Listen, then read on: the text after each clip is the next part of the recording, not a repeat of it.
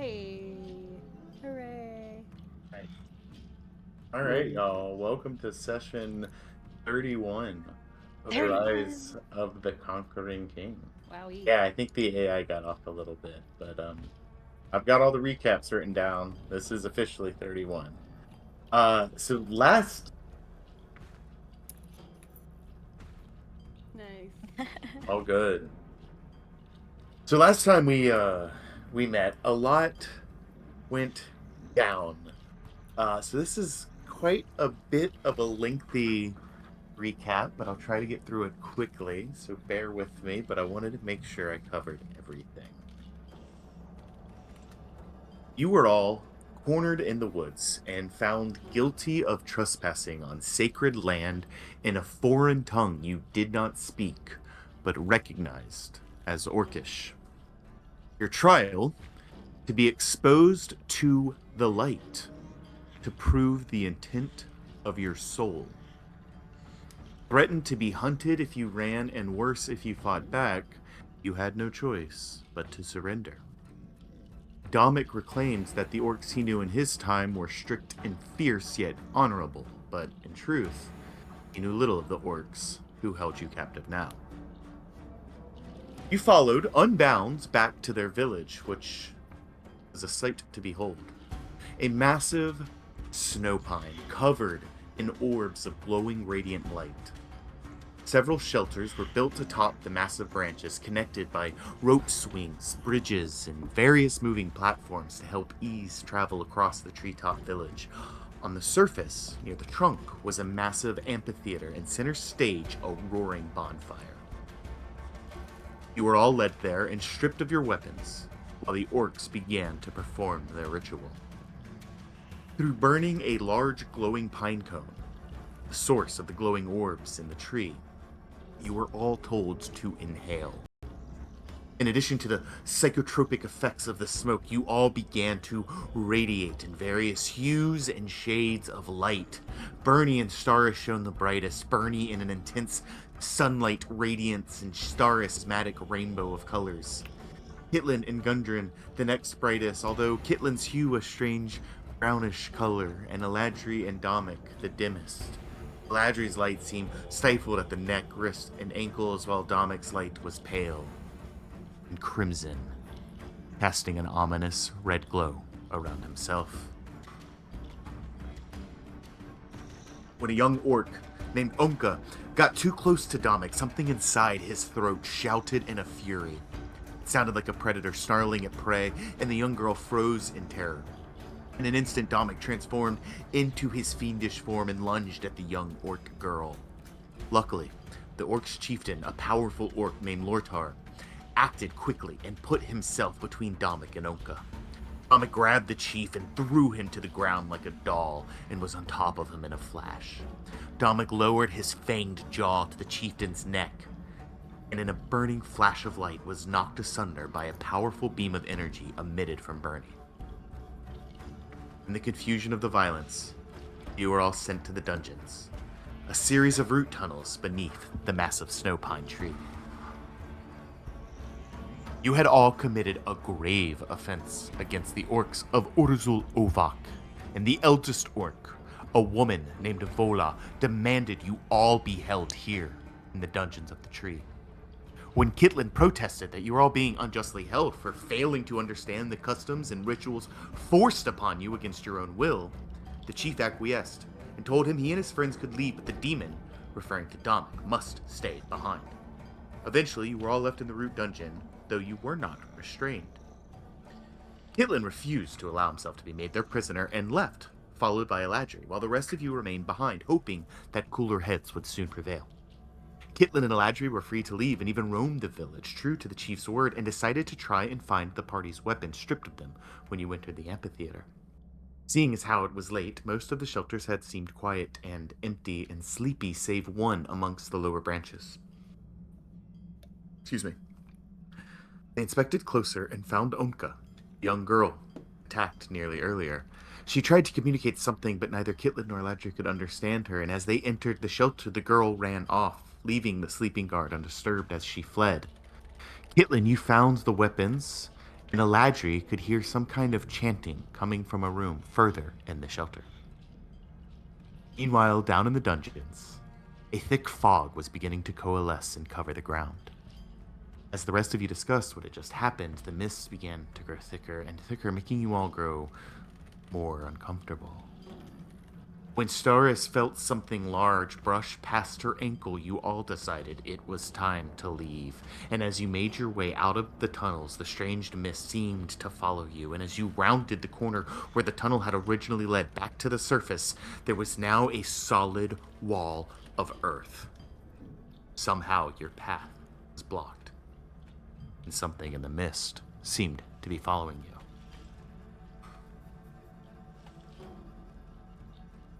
And so that is where we pick up now. Kitland, you and Eladri, you are in this shelter on one of the lower branches of this massive pine tree, but still dozens of feet in the air, probably somewhere between 50 and 75 feet in the air.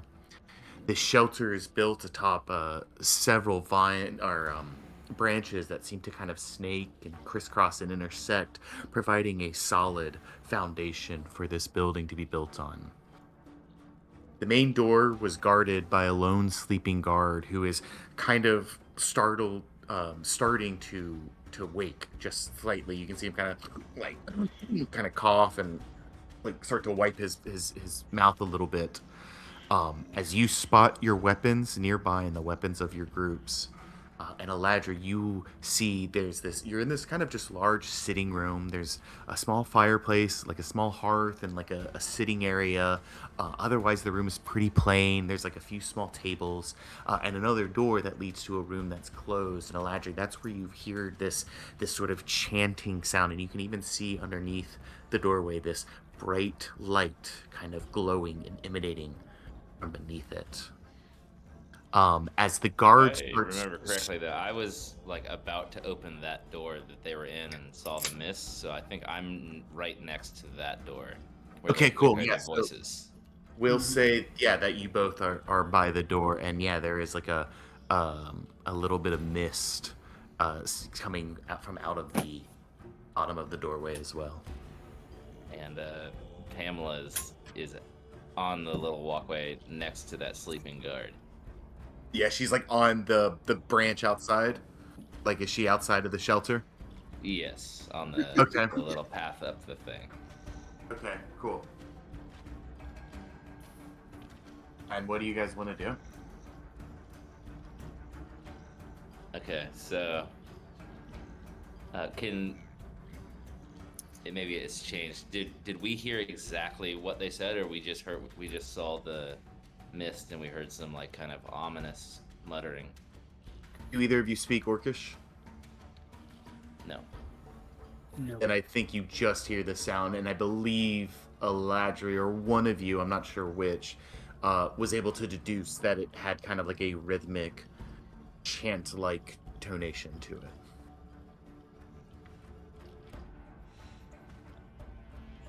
All right. Well, seeing that the bag is like kind of on the other side of the room and a little too far away, and Caitlin is no stranger to this kind of spooky thing anymore. He's already had his heckles up this whole time. But this certainly seems like something he's seen before. But he doesn't think he can make it to his bag of weapons in time to act like super quickly. So I'm gonna pull out, just pull my backpack around, and I'm gonna pull my brand new, unused piton and my hammer.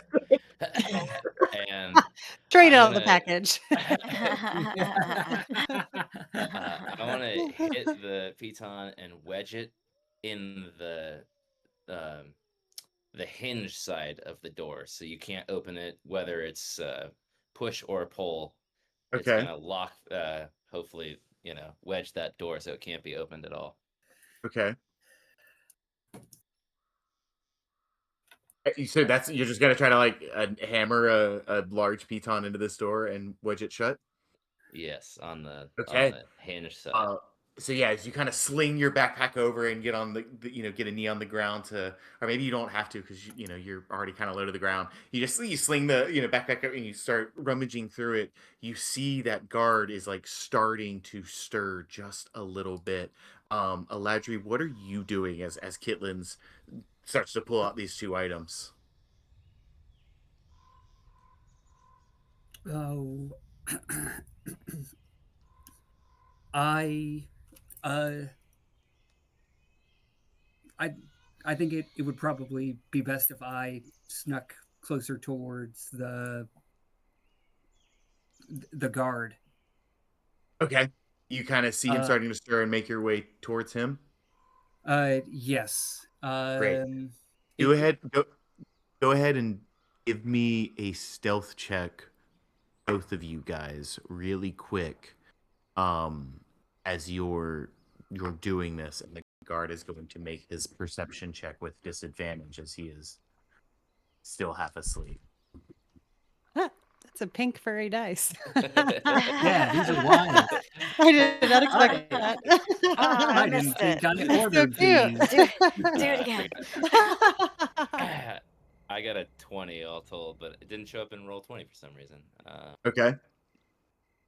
Yeah, mine only showed up on Beyond, but I got a 23. There's like Uh, with that new update, that's been a problem, right? It's not Yeah, Yeah. roll I have 20. issues with it too. Yeah. Yep. that's weird. That's lame. Um, let's see. Yeah, same. I see Eladri's showing up as well, but Yeah. I believe you guys. I'm not gonna sweat it too much as long as you have a way to roll and get your results. As you guys kind of begin to do your work and begin to sneak across the room, Eladri, you see this like old orc begin to like kind of stir a little bit and then like lean back over on his other shoulder and just immediately start snoring again, and he seems none the wiser of what you guys are doing. The chanting still continues, this faint little wisp of mist curling out from under the door and then immediately almost evaporating as it gets to the other side, and again that faint glow from underneath. You get your piton, you get your hammer out. Eladri, you've successfully made it over to the other doorway. What do you guys want to do? I'm keeping lookout. Okay. And I'm gonna hammer that thing in just in the crack as best I can. Okay. Cool. It's gonna make a bit of noise, but again, they are chanting. So I'm going to make this check with disadvantage on their part. And yeah, I don't think they notice it as you kind of tap away at this beton and you get it wedged in there pretty tight. All right. And you kind of Okay. test the door a little bit, and it like does not seem like it's gonna move. All right. If we're just continuing on, then I'm gonna run over to our weapons. Yeah, Eladra, you see Kitlin kind of scuttle behind you and get over to the bag. Yeah, you're able to collect everything that they took. And I think you guys still have most of your stuff. It was like your obvious, Dominic, your rapier, Stars, your bow and your sword, right? Like the obvious like weapon. So they didn't take, all of your minuscule gear. So it's a small little bundle of things you're able to collect rather quickly. Kitlin. Okay. I'm going to take out what color for the I think it's blue. But anyhow, I'm gonna take out 5 of my fire arrows. Oh, that and sounds like I'm, a lot. and I'm gonna toss them at the base of the door. Okay.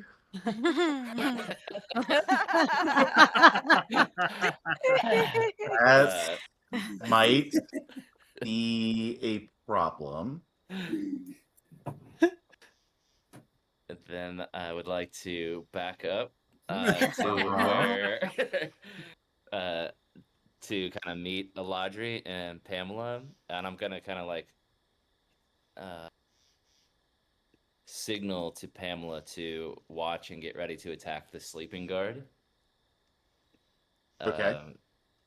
I'm going to pull up another fire arrow and knock it on the bow, and flip down my little Osclip lighter thing, flint thing. Mm-hmm. And I'll say to Eladri, all right, do we try to bargain with them, or should we just light it up and go? Should we try to talk to them first? Whispering. Yep.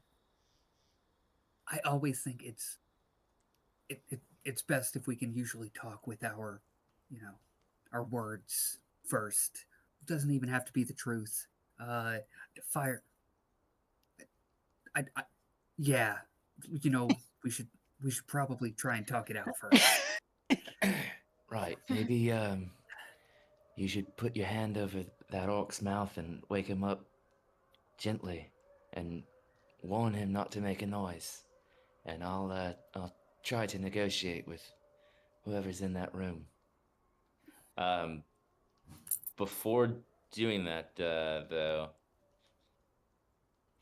Eladri, do you think we should kick the rest of our crew's weapons off the side here so they can have them, or should I just back them into Pamela's bag?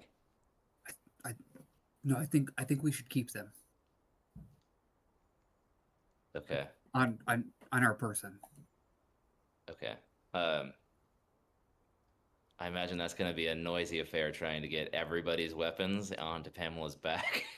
So maybe Probably. All right, so I'll just I've only taken my stuff, and maybe I've handed Eladri his weapon as well. Yeah, I got my dagger and my whip back. Yeah. All right. I'll follow your lead. Okay. I'm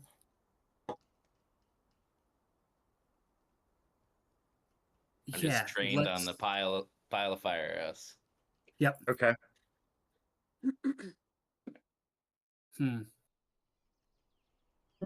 Nope. All right. I just had a really bad idea. All right, we're not going to do that. Okay. Yeah. Pamela like cocks her head to the side a little bit, like dogs kind of do. And He watches you. Eladri's just shaking his hands in front of him. No. Okay. Let's wake this guy up. Okay. How do you want to wake him up? Is he laying down or? No, he's got like a like, small hunched stool. over? Okay. Small stool like set up on the branch just outside of the shelter. He's just kind of like sitting on it with his back to the door, kind of facing like you literally walked right past him and he didn't budge. He's again ancient looking, like probably late 70s, early 80s if you had to guess. I'm gonna with my back right leg, I'm gonna kick Pamela lightly and give her the nod to flare up her false eyes on her hood. Okay. Look as intimidating as possible. Just takes this menacing pose. And now I'll wake him up from behind him. Okay, yeah. You are able to kind of shake him a little bit. He's kind of heavy sleeper, and give him another shake. He finally kind of starts to stir and realizes what's going on and seems instantly startled. Utukara! Ufa!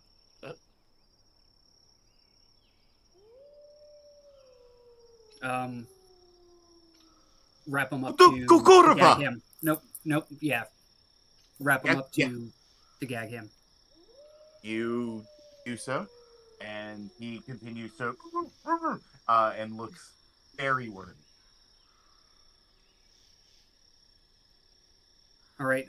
Yeah, I'm just gonna bring him back into this room with Kitlin. Okay. Caitlin, you hear the doors handles start to rattle All from right. the other side. All right, who's ever in there? I need you to stop what you're doing. Do you speak common?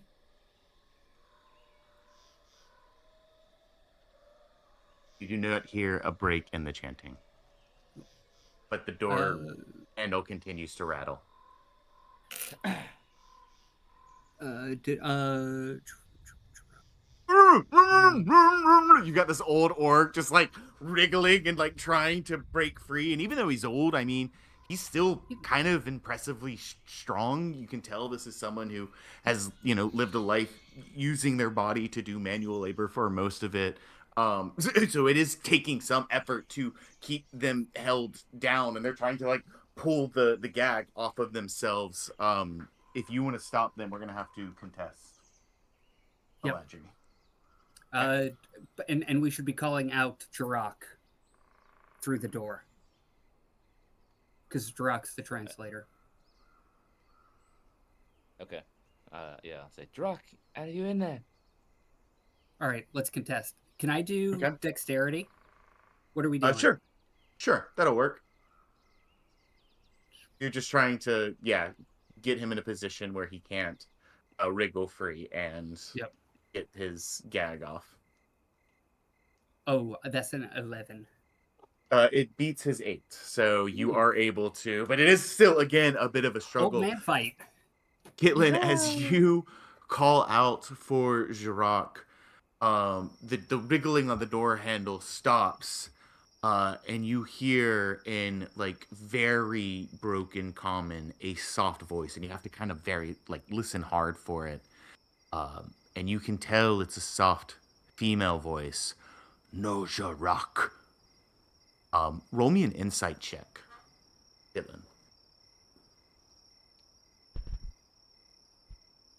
Ooh, That's a there's a big pink fuzzy dice. one for whoa.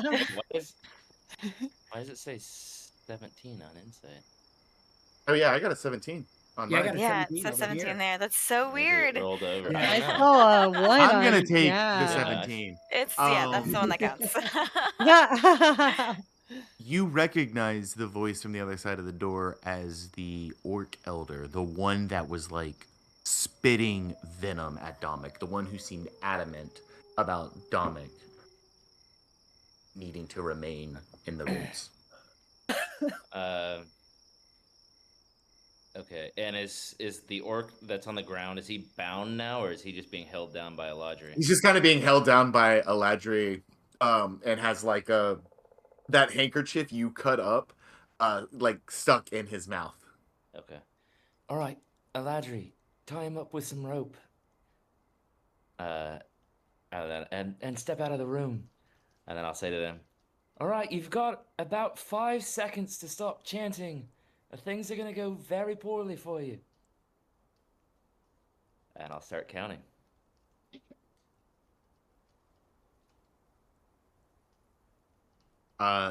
The old orc continues to through his And gag. It's a very, very slow countdown for letting Eladri, if it takes more than 5 seconds for him to tie him up. The door handle continues to jiggle violently, and the chanting does not stop.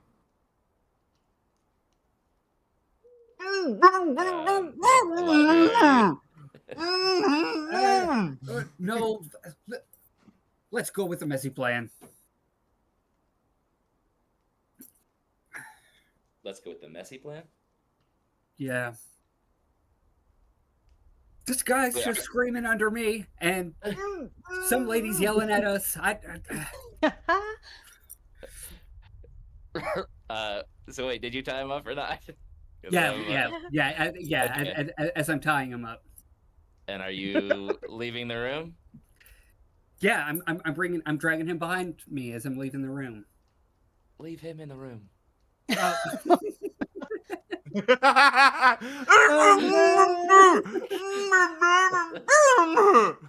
No, I'll put him back in his chair. Okay. Right. So I heard messy plan. I can only take that one way. I'm counting down right now. Yeah, I think you've been Uh, at like Yeah. 1.5. What, like the you're running out of wall level? fractions. And in fact, I Okay. think the chanting is like it almost seems like it's getting louder. Like there almost seems to be like a tone of defiance in the chant. Okay. I'm gonna shoot. I would also like to try to close the door as fast as possible after that happens, the front door. Okay, so you're gonna like release the arrow and then try to book it out of the room before the entire thing explodes. Yeah. Maybe even like Okay. shoot just above the pile. Okay. Uh, So like yeah. like it'll have to burn the door a little bit before it hits and Or cause you a know, reaction. just like enough time to like just I'll tell above, you so what. like it'll catch. Uh, roll me an athletics check, and we'll say the DC is 15 because it's a small space, so Okay. you have to book it. Okay.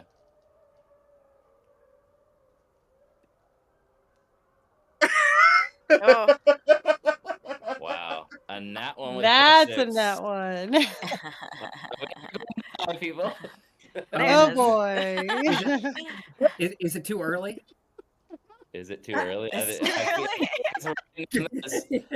I think. Oh, I think so. Yeah, Yeah, exactly. yeah. We have Hold no on. idea what's going on. Well, If we go with this nat one, I'll never be able to use fire arrows again. Yep. Yeah. I mean, Yeah. I'm okay. I'm fine. Yeah, if you want to do it. I Yeah, don't you know guys cool what with else that? is in store, but Oh, I'm willing to Right? take the chance. Like whatever. It's y'all's campaign. Golden Duck. I mean, I think I'm gonna throw this out there. I think you can repair your weapon. I don't think we can repair a life in this very risky situation. So I'm just gonna toss that on the table. I do also just want to just as a friendly reminder, I do not balance encounters at all. I think my vote is to save the golden dice. I'm sorry, Kitlin. Everybody else, what do you think?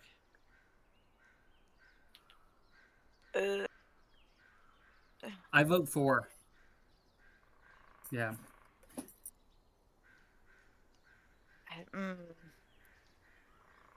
Comes down to this.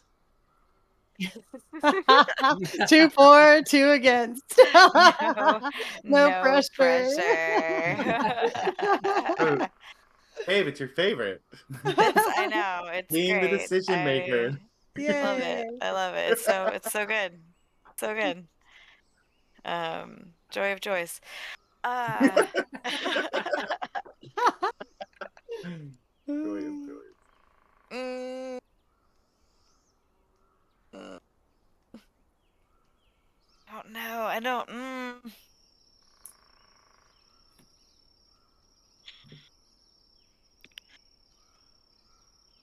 Damn, fire arrows. Do you want to flip a coin or Flip a coin. Oh my gosh. Yeah, we could do that. We could leave it to the fates. Actually, where's, So where's the die? Yeah. in our last session, sorry, go ahead.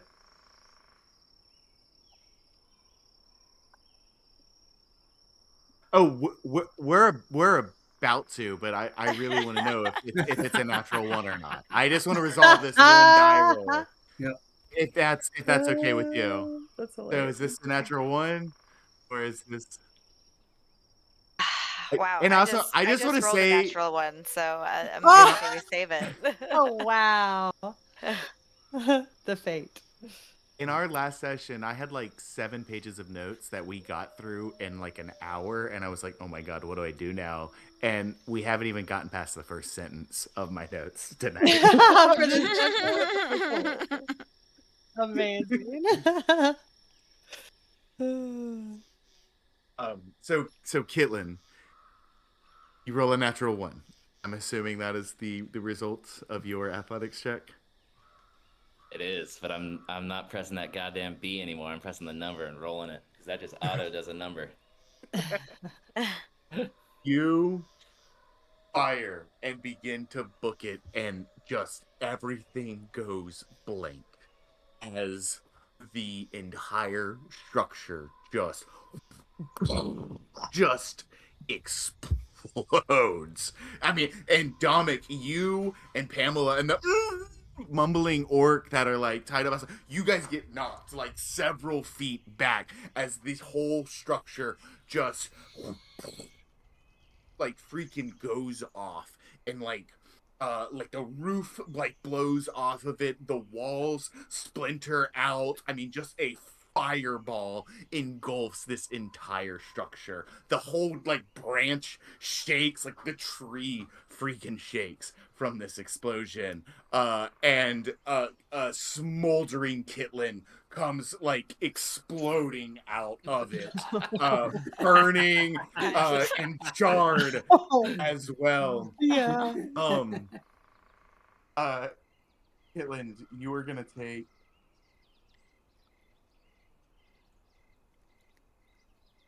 12 fire damage and another 3 bludgeoning damage as you like tumble onto the branch, just in front of like where Eladri and Pamela kind of got knocked back. Okay. Meanwhile, down underneath Oh. the tree, the mist has begun to coalesce and form, and you guys have been trying to escape out of these tunnels, get out of them as fast as you can. And as you round this corner, where these tunnels, they didn't meander, there weren't like branching paths. It was basically like a straight chute. There were a few like alcovey kind of spots, but nothing that signified there were a lot of branching paths down here. So as you were coming out, there was just one way out, and all of a sudden you hit this dead end. And you can feel the hairs on the back of your neck kind of begin to rise. And you hear this like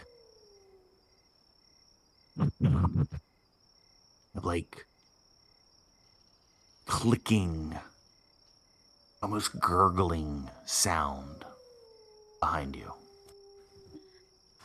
And as you turn around, the mist has completely engulfed the tunnel. And you hear this thing clicking and groaning unseen. Can't see its form, just these dark, lumpy shapes writhing in the mists. From somewhere behind you, you hear Gundren whimpering.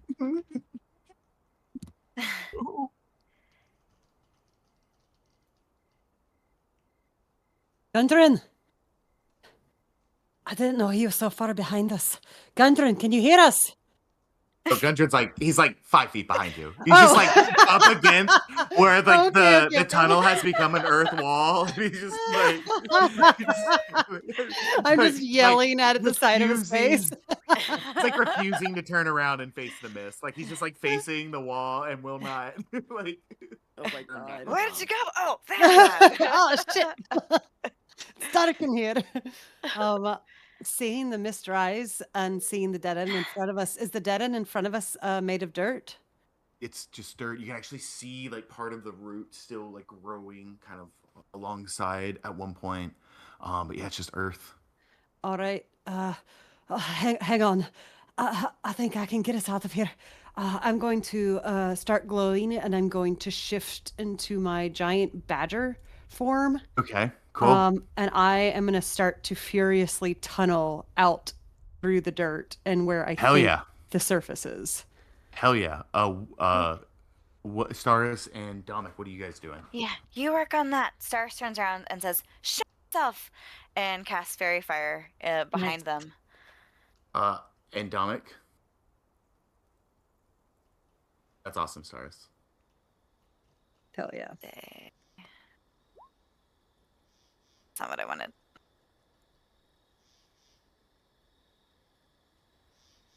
Okay.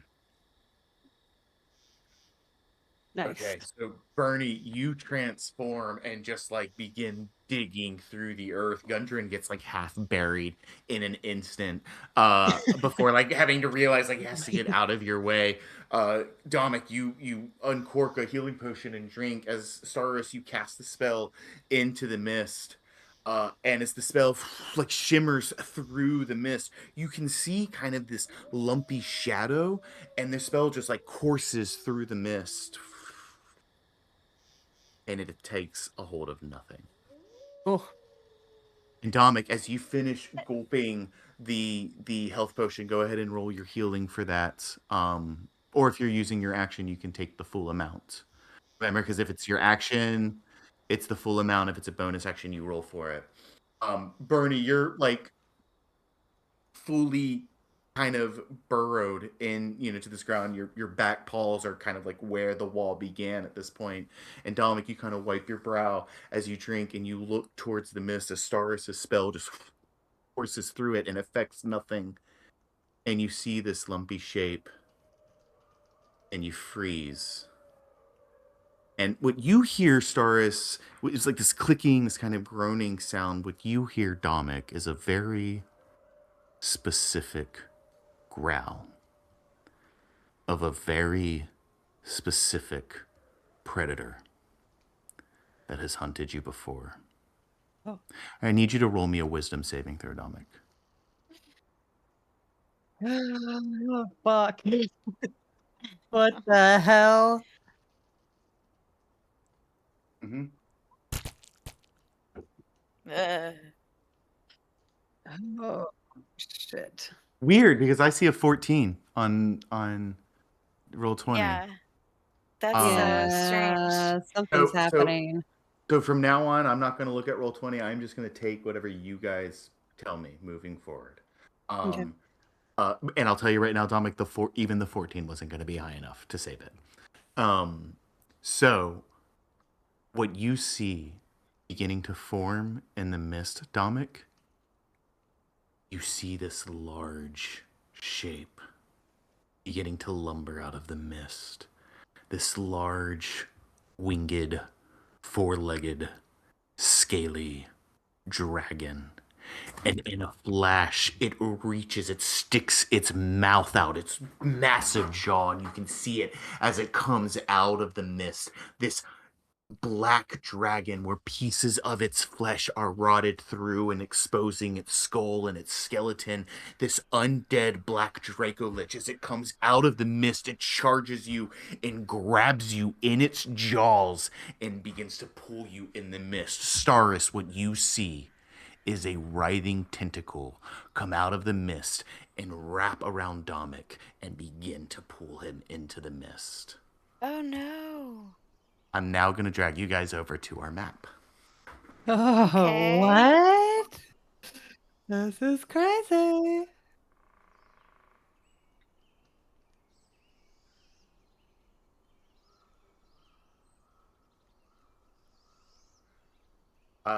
The wisdom check that you failed put you in such a state of fear you could not do anything.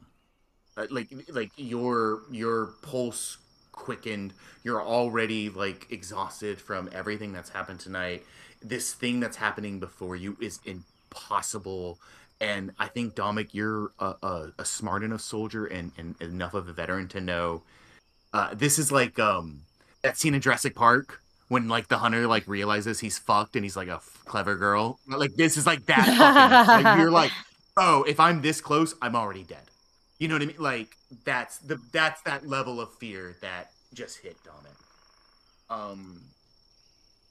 Cool. So here we are. We have our split map. God. But Bye, Dominic are Uh. here. Bernie, I need to make you a badger. Let me do that really quick. Butcher. Butcher. I have a badger. If I don't have a I might just Ah, make you snake! Ah, snake! It's a snake! No! Bernie, is it okay if I just make you a horse instead? Sure. And we know- Nay. I have to get a. Nay. All right, Bernie can't roll the golden die now. Oh no. All right, so yeah, you are like beginning to dig, and I'll actually do this. I have to figure out how to do it again because this is all new. You like And I can Just- dig doing it. 10 I just feet searched- per round. Cool. Golden badger, just for fun, and none of these are golden badgers. Yeah. But there's something that's fun. Enjoy. Oh. Yeah. So you got Amazing. Exactly. that farm, Oh my and God. then we will do. Sorry, y'all. Just supposed to be a lot more cinematic, but No problem. No problem. Anytime. Anytime. Tentacles. Tentacles. okay. And then let's go over here. A large creature are- drags stomach into the mist. Okay. You guys Bye. got flow backwards, and wait, what is this? We can't sit down. There we go.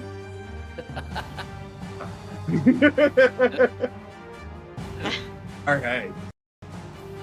Can I please Oh have my God. That's ridiculous. Ernie, Saris, Dominic, Ladri, and Hitlin all roll initiative? Okay. I guess so. Ooh, my dice looks pretty. Your dice is fuzzy. Let's see. I'm gonna see what it rolled in. I thought That's, got an Yeah, 11. this is so gonna- far off. I'm doesn't just even gonna go show roll mine. 20. Yeah. Yeah, I got 11. I got, 18. I got 12. I'm going with D&D Beyond because mine doesn't even record and yeah. Okay.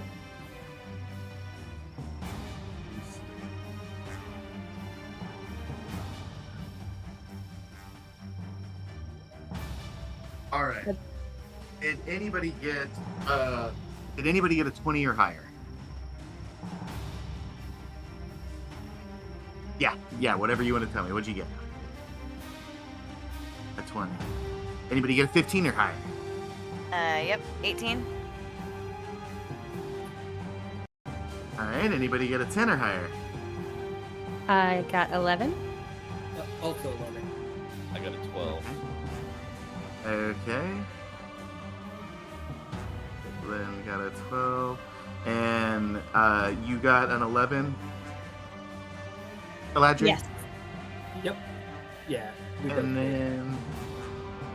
Is that everybody? That's everybody. And Gundren got a 0. Hi, but you showed up. But he's Alright. here. So this is how we are going to do this. Oh, this is gonna be fun. Oh, I'm running two fights at the same time. So Kitlins, Eladri, and Pamela, you all get blown backward. And you're just kind of like dazed and stunned for a minute. And as you come to, Eladri, the old orc that you had, he's already like 30 feet behind you, running for his life. The gag is off and he's screaming. So that's the way down out of the tree now? Is going Yeah. straight down where he's going? Yes, is the direction he's headed. Yeah, that's off the tree. The shelter in front of you is kind of like towards the end of these branches. Gotcha. So if we want to get down from the tree, we'll go that way. Yeah, or you could like hop down. You could try to look around. There might be various like rope swings or like bridges or things you could take that maybe aren't necessarily on the map itself. But as you kind of start to get up, Kitlin, you and Eladri, you guys are both prone right now. as you start to get up and you look, you see this like smoldering building. The roof has exploded off, the walls have been knocked off, but parts of the foundation still remain. And you see in the fire is this like glowing golden sphere of light. And within that golden sphere of light appear to be 4 orcs, still continuing their ritual, unharmed by the explosion or the fire. And within that golden orb of orcs, you see one of them is staring straight at you. Okay. Fire, you're too big.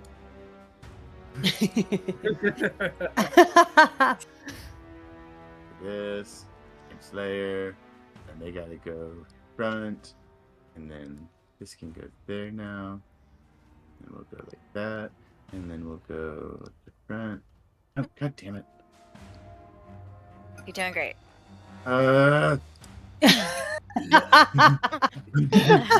Layers. No, sorry.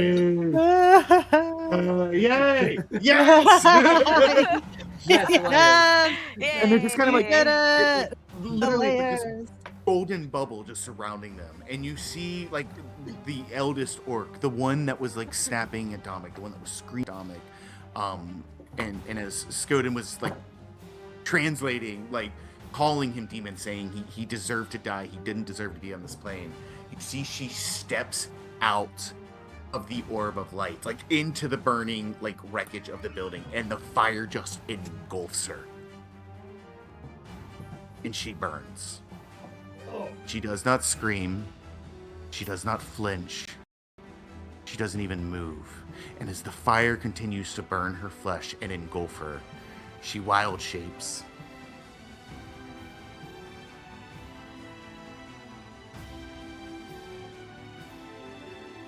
Into this.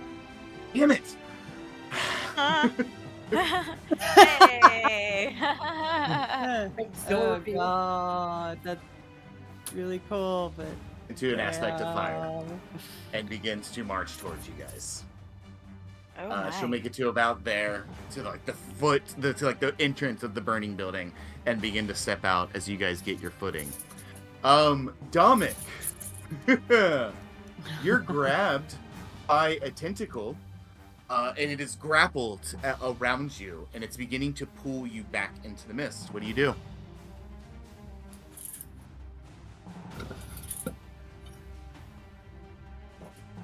Okay. Okay, you're gonna try to break free. You can give me athletics or acrobatics.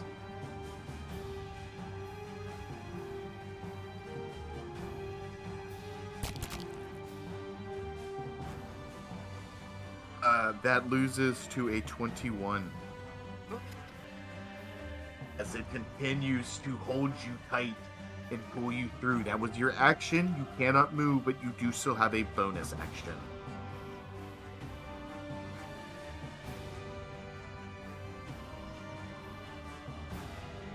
Okay.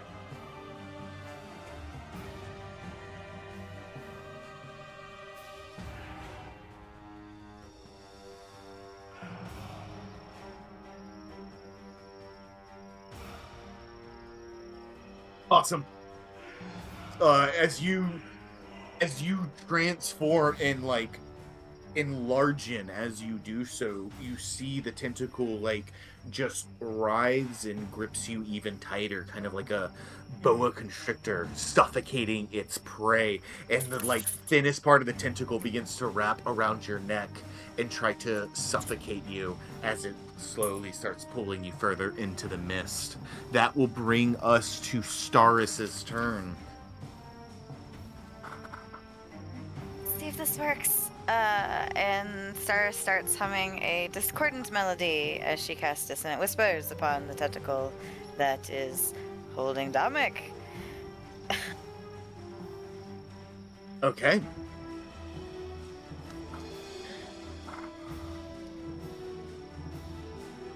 I need to look up something really quick. All good.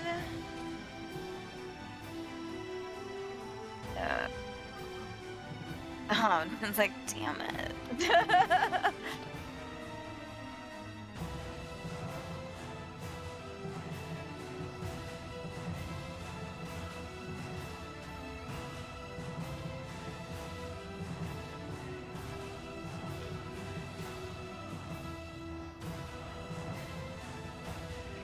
Do this for you Will you too. close that door?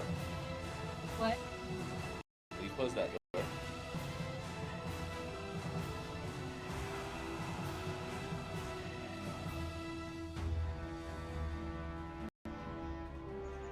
But I miss. We're I'm seeing if looking- tentacles can hear, maybe? I don't know. Okay. Have a brain. Okay. Cool. What type of saving throw is it? Dumb. Trying to beat a 15. That is a 16. Oh gosh. Shut the fuck up! God. Finally rolling good for I once. lost it. Yay! No! On a Yeah. failed save, it takes 3d6 damage and must. Oh, wait. You saved. Sorry. On a successful save, half as much damage and doesn't have to move away. Alright. You see, Stars, at this spell, as you cast this spell, normally the intended target would hear this whisper, like this in its own mind, and as you cast it, something happens. You kind of just cast it at the tentacles, right? And the tentacles can't hear, but the tentacles have to be attached to something. And what happens is you try to like link your mind to the source. You see this eye glowing, open up in the mist and stare at you. And as you focus on the eye and cast the spell, you actually hear the whispers echoing through them as it does not affect this creature, but you can hear the effects of the spell back on yourself. And it doesn't hurt you, it doesn't psychically damage you, but it just, the hairs on the back of your neck tend to stick up as this haunting, dissonant sound just echoes throughout the chamber. This mirror reflection of your spell. And you now see this floating in the mist as well. With an eyeball? Oh. Okay. Ah. Is this a freaking what's it call it? Cthulhu monster? Yeah. Yeah, What was that. it? Krakatoa, or what was his name? Ukatoa. Ukatoa. Ukatoa. Grab some sand. I see it all. Oh my god. Or is anything else?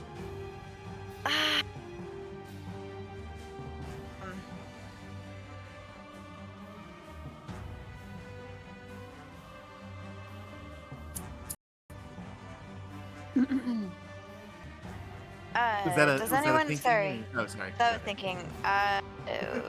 Who has bardic inspiration? I wrote it down over here. Or was it? Has No. everyone used theirs?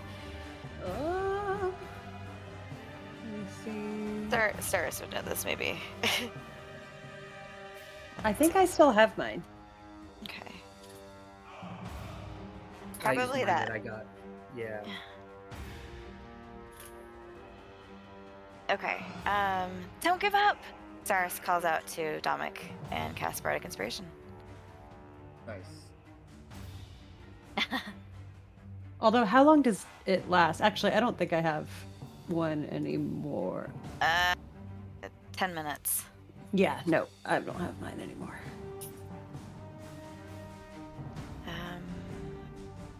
But yeah, I think Cyrus might just back up a little bit.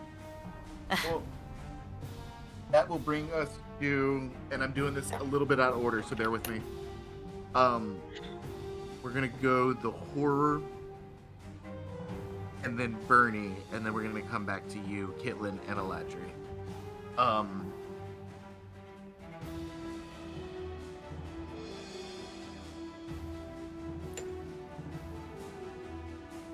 Yes. Yes, you are. That's okay. Just remember it going forward because I've forgotten about it as well. But yeah, that's right, because you've got radiation sickness right now, or radiation poisoning. Whoa. Taking direct, Oh, sunlight shit. energy to the face, chest, and balls. Yeah, via my belly. Yeah, and full on Care Bear style. Full on Care Bear. That's gonna bring it to the horror turn. Taurus, Mm. you're gonna see this tentacle that has Dominic grappled Mhm. just disappear into the fog. Oh.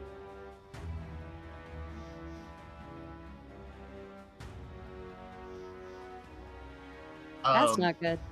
the eyeball that is focused on you, Staris, Mm. is going to begin to pierce your mind with horrific psychic energy. And I am going to need you to make a wisdom saving throw for me. The hell it will. Haha. All right. Let's go. 16. 16.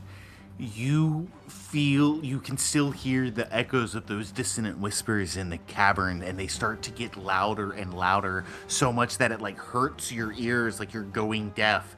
And you shake. This is your own fucking spell. This is a trick. This is an illusion, and you shake it off, and it has no effect on you. The tentacle, however, is going to try to take advantage of you being distracted by shaking off the spell and whip out at you. Does a 17 hit? 17 hits. You are going to take 4 bludgeoning damage as it strikes you in the shoulder. Yippee! That will bring it to Bernie. Your turn. Okay. I'm hearing all this commotion behind me, but I know that the most important thing is that we have to have a way out, and so I'm going to continue digging, and if I can, I'll use my action to kind of dash and burrow twice as fast, I'm thinking. How far can you burrow? I can burrow 10 feet normally Around? per round. And if you dash, you're hoping to get 20 feet? 20 feet, yep. Okay, cool. You remember... Well, actually, let's do this. Just roll me... Yep. I'll let it be insight or history as you try to recall how far down you guys came. Okay, I'm gonna roll insight. Oh. 18 plus 6. For some reason it's showing 19 on there, but I rolled an 18 on D&D Beyond and then plus 6 for insight. I'm gonna take whatever you tell me, so 24. 24. So you know that it was kind of steep but descended pretty rapidly. So it's more height than it is physical distance. Mhm. You think you probably would have to keep this up for a minute. So we're fuck. talking 10 rounds before you guess that you get to the surface, and you might be off by a round or two. It'd be kind of hard to gauge, and that's if you were to full blast. So Okay. not in extreme circumstances, you could probably get out of here pretty easily. Huh. But if you were to continue doing this, you would essentially be carving a way for your friends to get out, but hoping they could fend for themselves. Okay, so knowing that, can I, instead of using my action to dash, Mhm. can I do something else?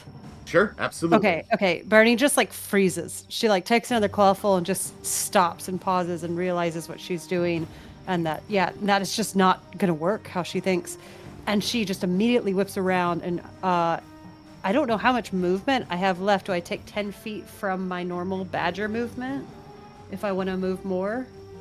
What's your move speed for your badger? My badger move speed is badger 30. Yeah, so I'll say you burrowed another. Yeah, you started to burrow 5, so you still have 20 feet of movement left. Okay, so I'm gonna whip around and just let out a little, badger snarl and just go charging towards the commotion where I hear it Okay. coming from. And I'll So, say, as you turn around and charge, you are turn around just in time to see Dominic, like, literally disappear right here through the mist, being grappled by a tentacle, and his, like, rampaging Strigoi form. okay. In that case, as I see him being dragged away, I'm going to use my action to dash after him. Okay. So I'm going to go 20 feet, try to go 5, 10, 15, 20 to here. And then I'm going to dash another 30 to go 5, 10. So you can get, like, right here-ish. Cool. Perfect. Without, like, abusing the diagonal too much, you know what I mean? Cool. Yep. I'll say, yeah, like, right about there is with the dash. So you get here. Oh, I don't think you can move yourself, can you? I cannot. Yeah, because I transformed you again. There, you should be able to now. You get right there, and as you come into the mist, you can kind of see where that eye is, that sort of glaring at Staris as you rush past her, and as you get to the mist is so thick you can't see anything. You're effectively blinded as you come into the mist. Gotcha. But you can hear Dominic. Dominic, are you shouting out at this, or are you, like, silently grappling with this thing?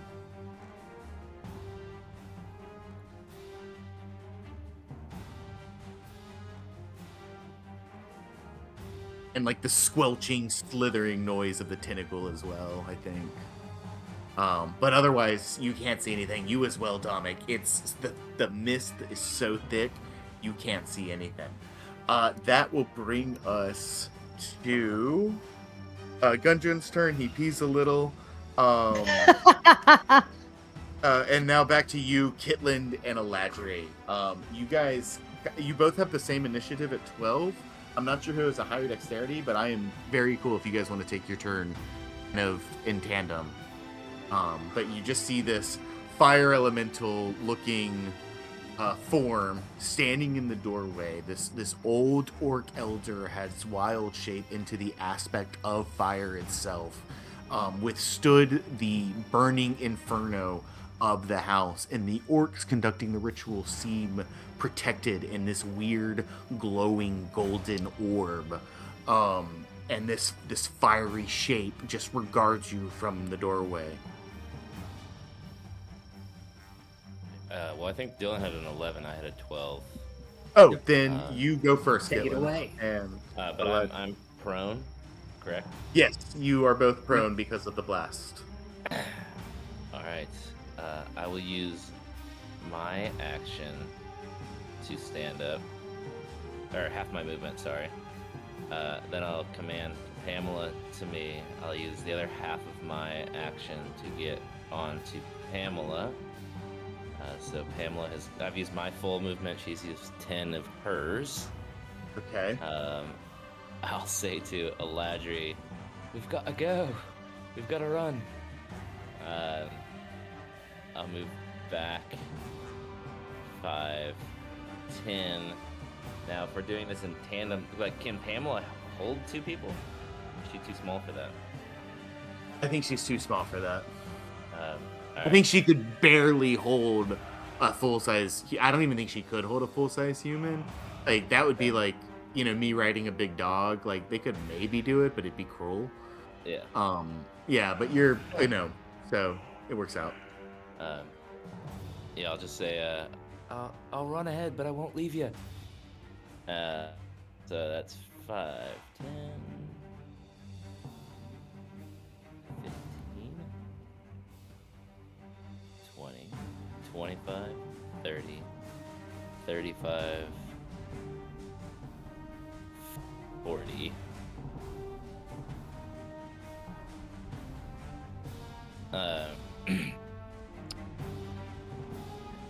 And I'm gonna pull out my bow and see that the little odds clip flint thing is just busted to shit. Yep. But I'm still gonna pull out a blue arrow, Okay. blue ribbon arrow, a fire arrow, my goal is to shoot it into this fire elemental and just burn the whole fucking tree down as it comes running after us. Oh. So just burn it along the way. So I will shoot a fire arrow at the fire elemental. Nope. And I'm going to start using roll 20. Oh.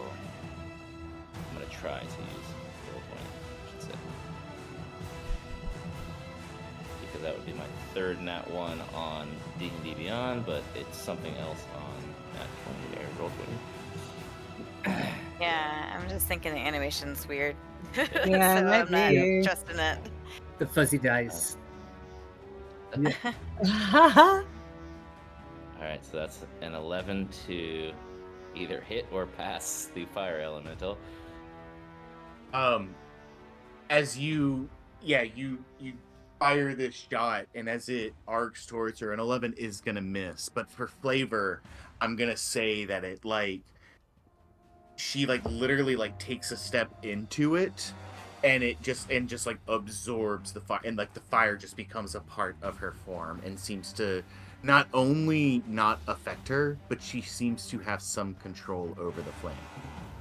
Okay, and so it didn't explode out onto the tree. She's sucking the fire in. Yeah, it's exactly like you expected it to kind of have this burst, and she contained it and was almost able to control the flame. Okay. Cool. No more of that. That is my turn. Well, Eladri, you're up. Uh, Well, you're down because you're prone. I'm down. Yep. So yeah, let me half movement to get up. Oh, yeah. Well, I'm not dealing with this. 5, 10, or yeah, 5, 10. Let's go here. Cool. 5, 10. Yep. And yeah, let me dash to get up to Pamela as well. Awesome. So I'll try and hurry her along. Is that your whole turn? That is what I'm gonna do.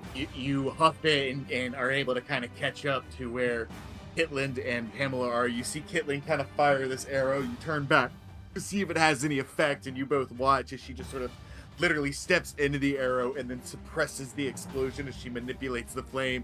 You both kind of look at each other and you're like, nope, and just keep trying to run to get out of there. That's gonna bring it to Vola's turn, and you're gonna see she's gonna watch you guys run, and she's gonna turn and face the house that's still smoldering, and parts of it are still on fire from this huge explosion that Kitland just set off. And you're gonna see she turns and extends her arms towards the burning house, and the fire begins to swirl in place, and in a tornado snake snake swirl towards her. And you see she kind of controls it and manipulates it almost like she's doing tai chi or manipulating some force with her hands, and she contains all of the fire, the entire structure fire that Kitland just created, in a matter of seconds, and hurls it right towards the two of you. Oh God. This orc is dashing as far as he can. It's just like Roadrunner, just eating and he's just gone. I want to say, just in case this has any effect, I didn't ask Pamela to do anything in that last turn. Okay. And her But she would static take the thing is dodge. dodge. Yeah. Yeah. And I'm on her back. So she can make the dexterity saving throw for the two of you, and I believe she would do it with advantage. Okay. And then, yeah, Eladri, if you would like to give me your dex save.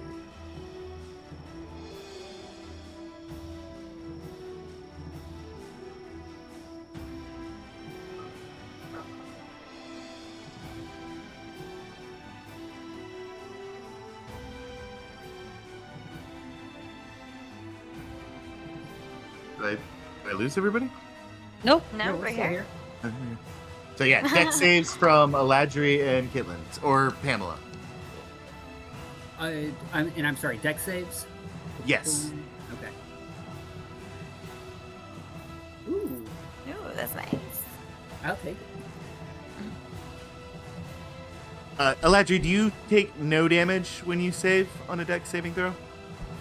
Do you have evasion yet? Expertise, stunning. Cunning action. Take a bonus. No. No, not yet. No evasion yet? Dark Okay. vision, You both are only going to take 5 fire damage as you're able to Ooh. avoid a majority of the blast because she actually sends this explosion not directly on you guys, but just past you, engulfing the entire branch just in front of you Oh, on whoa. fire, Wow. Aye. effectively blocking your path with a wall of flame. And you actually have to kind of like stop on your heels and kind of like whoa, Pamela, because you can feel the heat of this wall of fire on you, and if you stay too close to it, it will burn you. That's going to end her turn, and that'll be your turn, Dominic.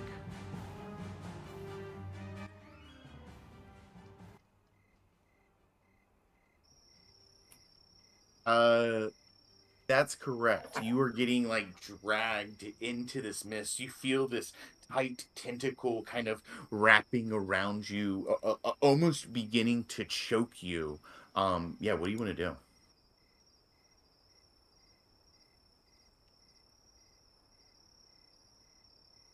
Love it.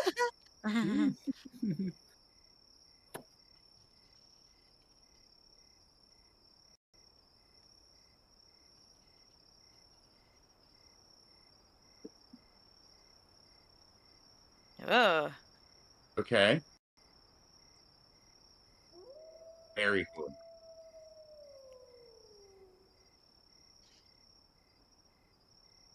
Good boy. Okay. Okay. Good to know. Good boy.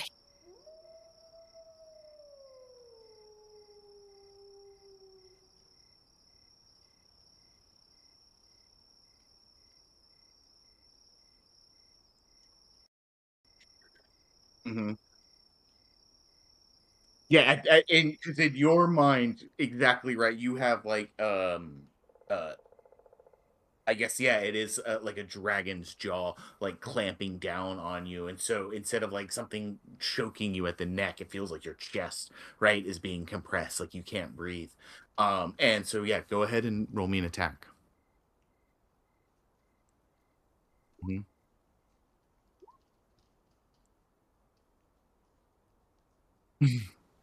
Okay.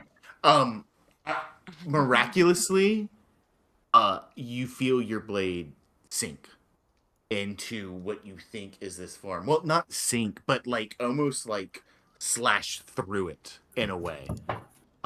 Like there's no resistance there where like you know that like the angle of that thrust normally wouldn't pierce dragon scale. Like this goes straight through, and like suddenly the illusion is gone, and not just the illusion, so is the rest of your reality, and you to the ground. But the ground is like hard, and it kind of feels like stone, and it doesn't feel like earth, God. like where you just were. And Dominic, as you kind of like look around,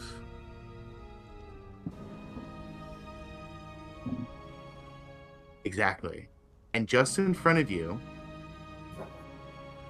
you see you're in this like large room. The walls are coated in amber, and just in front of you is this golden black marble staircase that spirals up this 30-foot wide shaft to some unseen location on either side of you. That's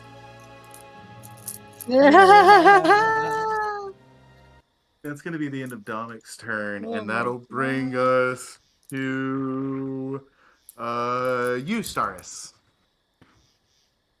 Oh, okay. Hmm.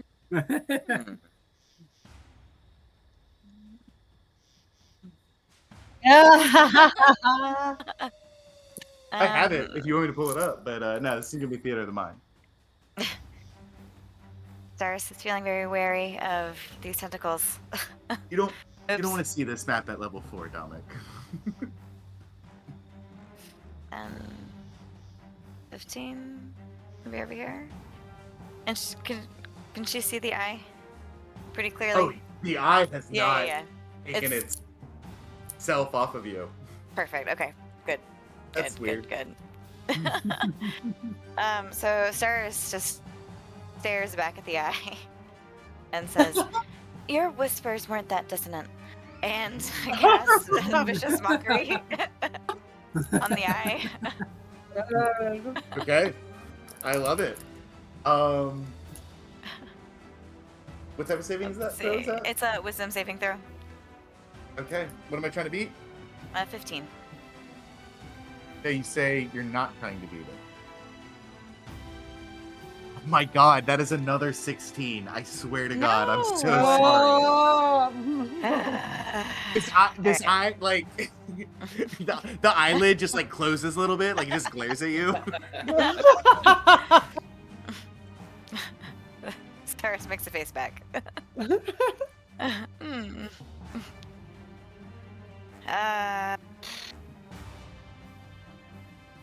Yeah. I think that's it. Okay, that'll bring us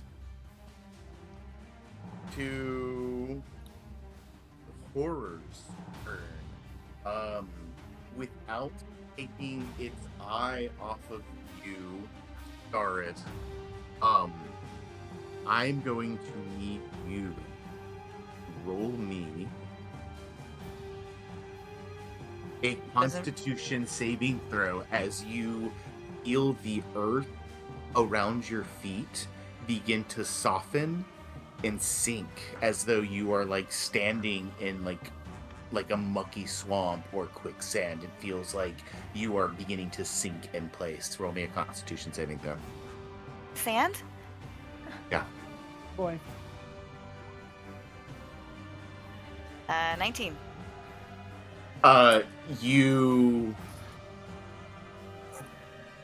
You feel the grounds beneath your feet beginning to like loosen and submerge in it, and you realize like something about it just like feels off. It doesn't feel right. This feels like another trick. You stare back at this eye, you glare back at this eye, and you realize it's your own body trying to make you feel paralyzed. And you like focus on your own muscles and your own skeleton and your own wits, and you're smart enough to know that no, you're still in control, and you're able to like straighten your body back out and resist its spell. This tentacle is going to kind of whip back like up and kind of like almost like a snake, like ready to strike Staris, kind of taunt you, and then like slowly retreat back into the fog. And that is going to be the end of my horror's turn. And that will bring us to your turn, Bernie. As you begin, are you still pushing through the mist? Yeah. Okay, trying to get to Dominic? Yep. Okay, as you continue to push through the mist, you see another like tentacle like come out as though to kind of like stop your way and try to grab at you. You can either try to like dodge out of its way. You can try to like barrel through it. How do you want to try to avoid it as it tries to grapple you and hold you back? God.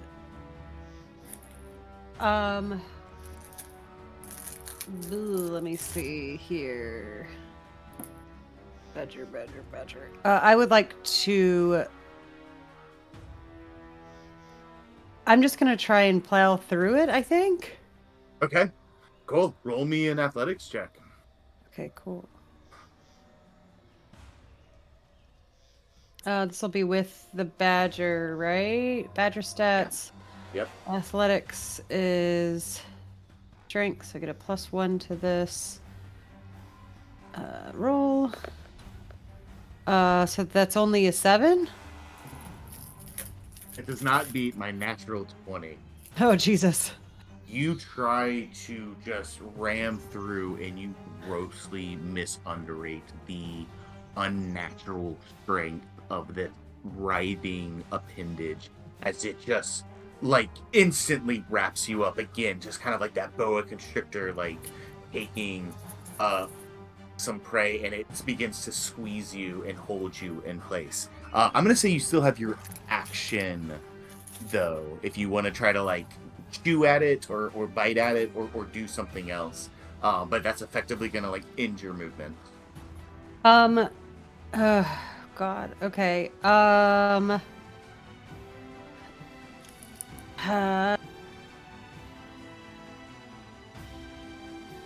trying to think about like this thing. Stars cast fairy fire, and I saw her do that, and nothing lit up.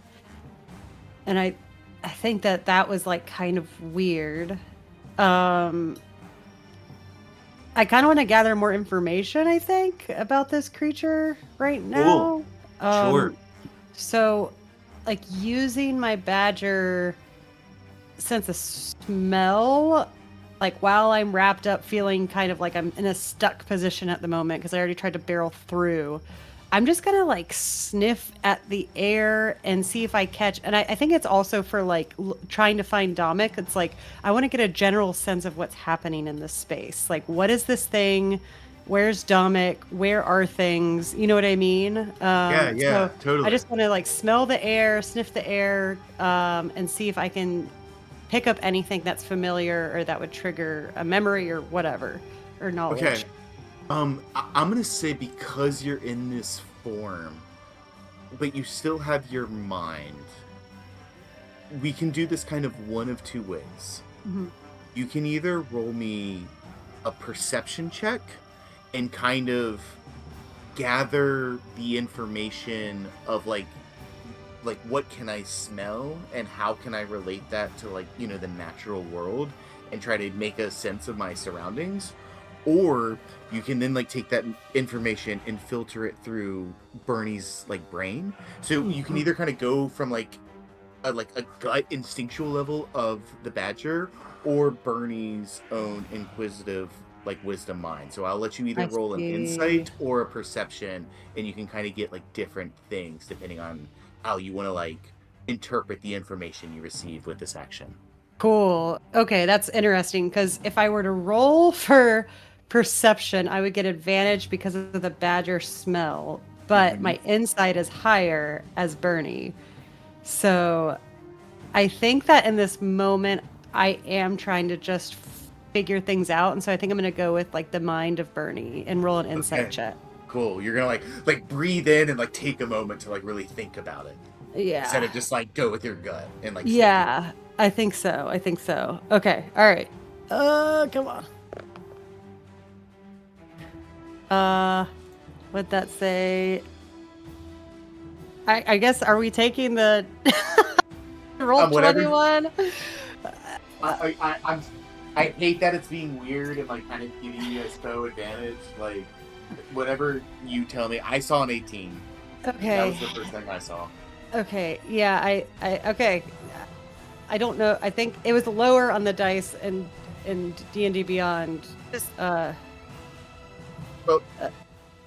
I'm doing roll 20 from here on out. Yeah. Okay.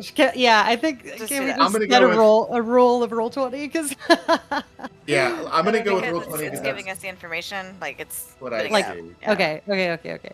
So So- 18. 18. Okay. Yeah. Unless you guys say otherwise, I'm going with roll 20. I think moving Okay. forward, and I think That's we're gonna good. make it easier. That's And if you okay. guys, again, I'm gonna say, if you guys just want to roll dice at your desk and tell me what you rolled, I will always believe you. I like, Yeah. you know what I mean? Like, it ain't that kind of game. Yeah. Yeah. Yeah. I like having a um, record. Yeah. Uh, Yes. I do too. But if it's being weird, it's being weird. Yeah. Okay. So with an 18, Bernie, you inhale, and instead of and I think there is the gut thing that you feel, it's fear, it's anxiety, it's a danger, right? And all of that is like overstimulating your senses. But then you kind of like you breathe through all that, and you're like, okay, but what, why, like, what is it and you try to connect tentacle to the eye you saw, and to the mist and everything, and you can't make sense of it, and you can't figure it out. But I think with an 18, what that reveals to you, Bernie, is that there's something very unnatural about what it is you're facing. Like the fact that you can't figure it out, that you can't kind of come up with a solution or come up with something that like grounds how to like move forward in deducing what this is information in of itself, that like this isn't of this plane. This Something's is off. like alien foreign. This is not natural. Crazy. Okay. Okay.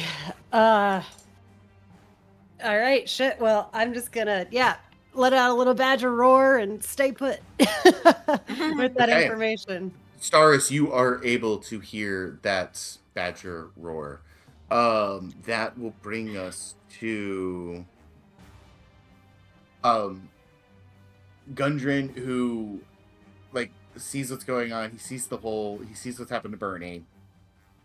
He's gonna take a step forward. He's gonna pull out his crossbow and kind of like wipe his tears a little bit, and take a shot into the mist. And he is going to glance the eye with one of his bolts, and you hear from no mouth, you can see this horrid shriek as the creature seems to be affected by Gundren's bolt. And Gundren just kind of looks to you, Staris, like with bewilderment, like, holy shit, they hit it. And Oh, you hit that well. that's gonna bring it to your turn, Itland.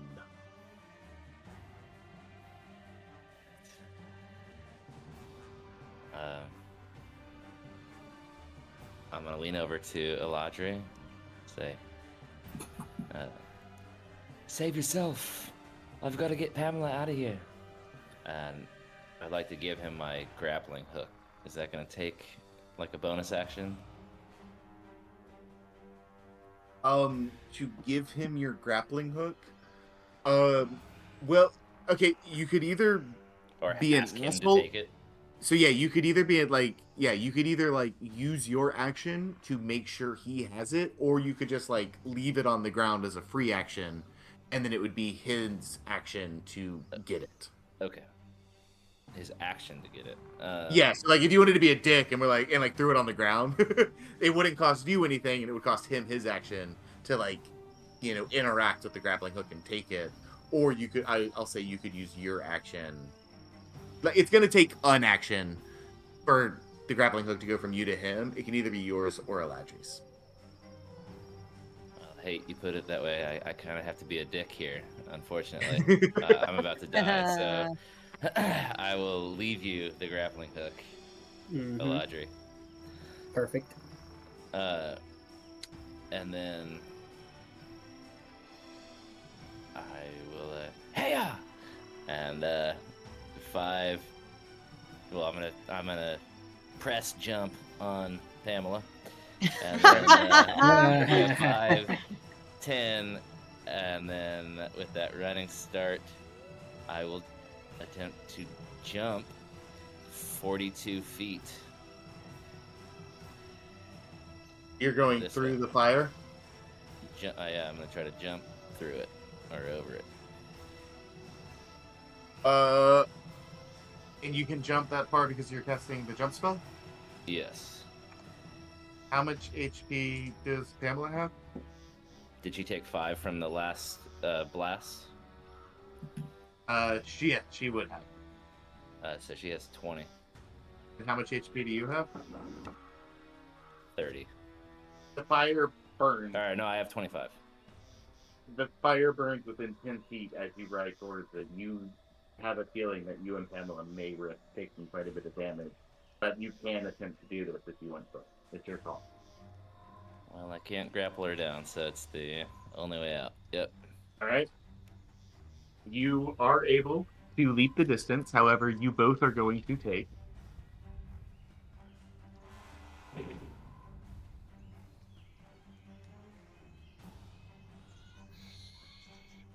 You both are going to take 17 fire damage. Oof. Oh my god. Yeesh. Ouch. 17 for me. That leaves Pamela at 3. Okay. And then she's gone 10 feet so far. How much of the how does jump work with her movement? So speed? if the jump exceeds your movement speed, then you can't move anymore. If it doesn't, you reduce your movement speed by how far you jumped. Gotcha. So if Pamela can normally move 60 feet and you jumped 45, she would have 10 feet or 15 feet of movement left. So she has 40 feet of movement speed. She's gone now. And you 52. jumped, and yeah, 40. then she couldn't move anymore. I think that Okay. would be as far as she could go. Okay, that's as far as she can go. Mhm. I'm gonna try to defend her. So I'll use half Okay. my movement. And I'll go another 15. 5, 10, 15. Okay. And, yeah. You see Pamela is just scarred. She's her skin is cracked and she's kind of wobbling towards you as you come ahead towards the fire really hurt her. And you both, I mean, you're same thing, right? Your Yeah. skin's burning, your clothes are burning, your red cap is burnt and singed at the tip, some more. Okay. Oh yeah. Anything else? Is that it? That's it. All right, Eladri, what you got?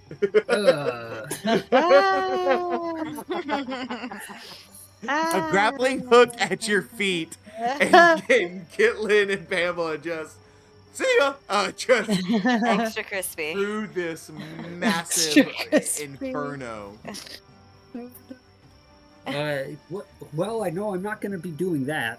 So, yeah, any other branches down below, close under, any ways to traverse? This branch here, that I'll say is about 25 feet below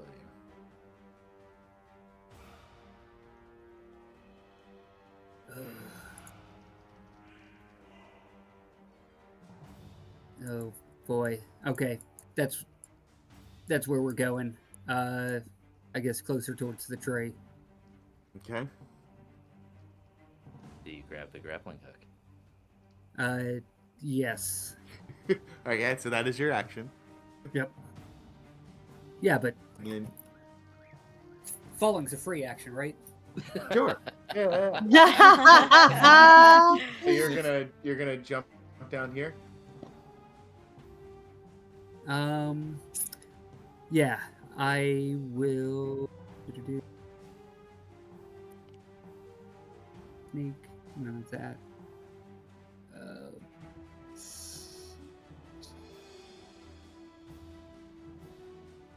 Yep. Yeah, we're just yeah, I'll pick it up and then fall off here. Okay, yeah. You run and leap down to there. Go ahead and make me an acrobatics check if you want to try to fall with if you want to try to do a little tuck and roll and reduce some damage. Absolutely. Yeah. Okay. We'll do a 19. Yeah. So I will say instead of 3d6, you'll only take 1d6. So you only take 4 damage as you kind of hit and roll a little bit, and it's a smooth roll, but it was a pretty far leap. Your body takes some shock, and yeah, you are able to make it down there. Anything else?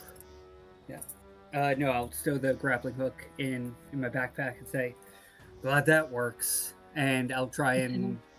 Can I make a? Yeah, I'm gonna use my bonus action to hide. Okay. Nice. Yeah, absolutely. Yeah, I'll just try and keep pretty low while everything's burning above me. Okay. What is your stealth check? Or roll me a stealth check as you try to hide. And I think, yeah, you can, like, try to get, like, under this branch or use, like, the shadows, of one of these. All right, cool. That is a 10? Yes. Although,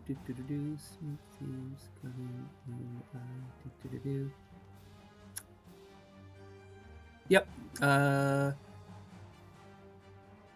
Okay. Yep. Nope. Just a 10. Okay. I'm going to give this fire elemental, this old woman fire elemental who is kind of enraged and a bit of a zealot in her own beliefs. Only, literally roll with a +0 to her perception check. I think she's literally seeing red in this moment. Because that is going to bring it to Vola's turn. On a 10 or higher, she will see you hiding, Aladri. On a 9 or lower, she will not. Yay. I'm going to roll above board for you guys so you can see it. I'm just going to roll a straight d20 on roll 20. That is a 4. Yeah. Let's go. So She didn't see me. Since she does not see you, Aladri, she just slowly walks 50 feet towards this fire. And, like, not even walk, just kind of, like, burns along the trunk, the branch of this tree, and leaves this, like, little trail of fire that, like, immediately goes out and kind of, like, follows her as it, kind of goes out. And just, like, leaves, like, a little trail of smoke. And she gets to this, like, blazing inferno before her, this, like, wall of fire that she created to try to keep you trapped in, that Kitlin and Pamela just ran through. And you see she begins doing that same maneuver, where she starts to suck this fire up. And as the fire disperses,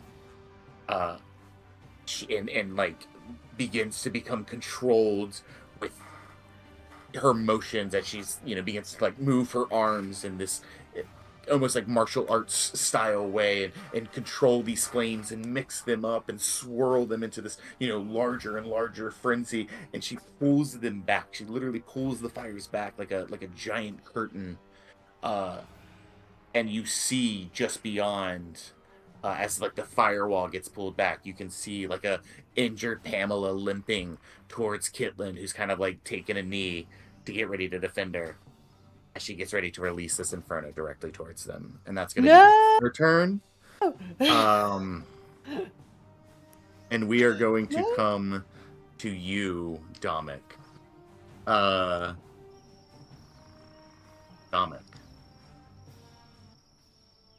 You are in a weird place right now. You've been in a weird place. I've been picking on you a little bit. Thanks for being such a good sport.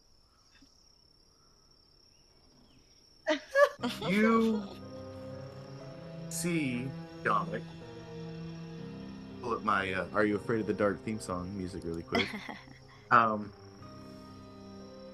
see the black marble staircase with the marble railing hugging the north wall in front of you, spiraling up, this large 30-foot wide circular shaft leading to some unseen location above you.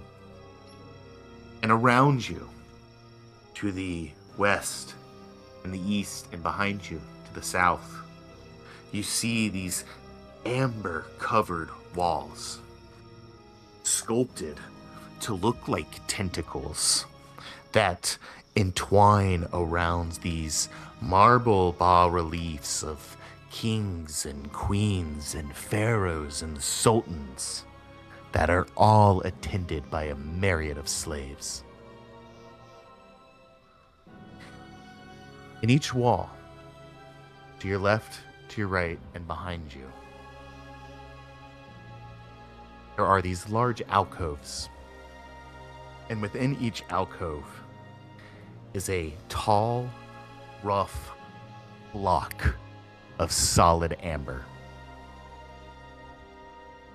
And something about the western sarcophagus calls to you. And that'll be the end of Dominic's turn. What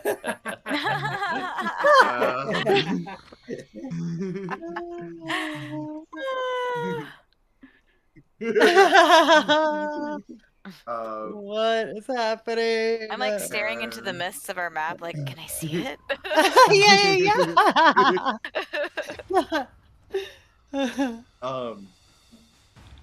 That brings us back to your turn, Staris.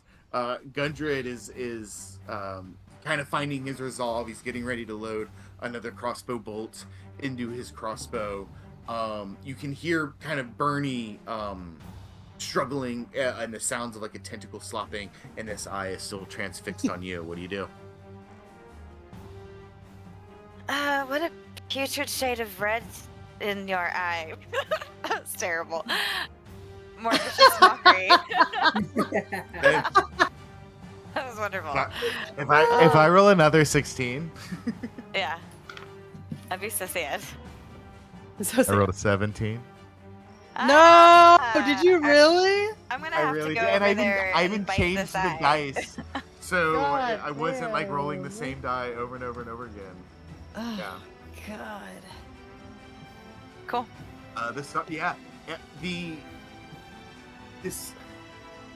This horror seems, it seems like its will is stronger than anything you faced before. I mean, normally you can find like a chink in the armor, and you can find a breaking point, Staris, and you're throwing everything you I mean, you're exhausted, you have such little energy left, and you're finding your resolve, casting these spells against it. But its mind, and like the further you try to probe into what makes this thing tick, like what makes this thing insecure, or what makes this thing afraid, or what makes this thing doubt, because that's how you play on your audience's emotions all the time with your music and with your spells, and you're trying to find some emotions that you can play on with this creature, and you're starting to discover the same thing that Bernie is. This thing doesn't operate like other living things. There is something alien and foreign to this creature that makes it especially resistant to your form of magic. Mm-hmm. Honk. Right? Cool. Yeah. That'll bring it to the horror's turn, whose gaze now shifts to Gundren. Go. Andren, watch out.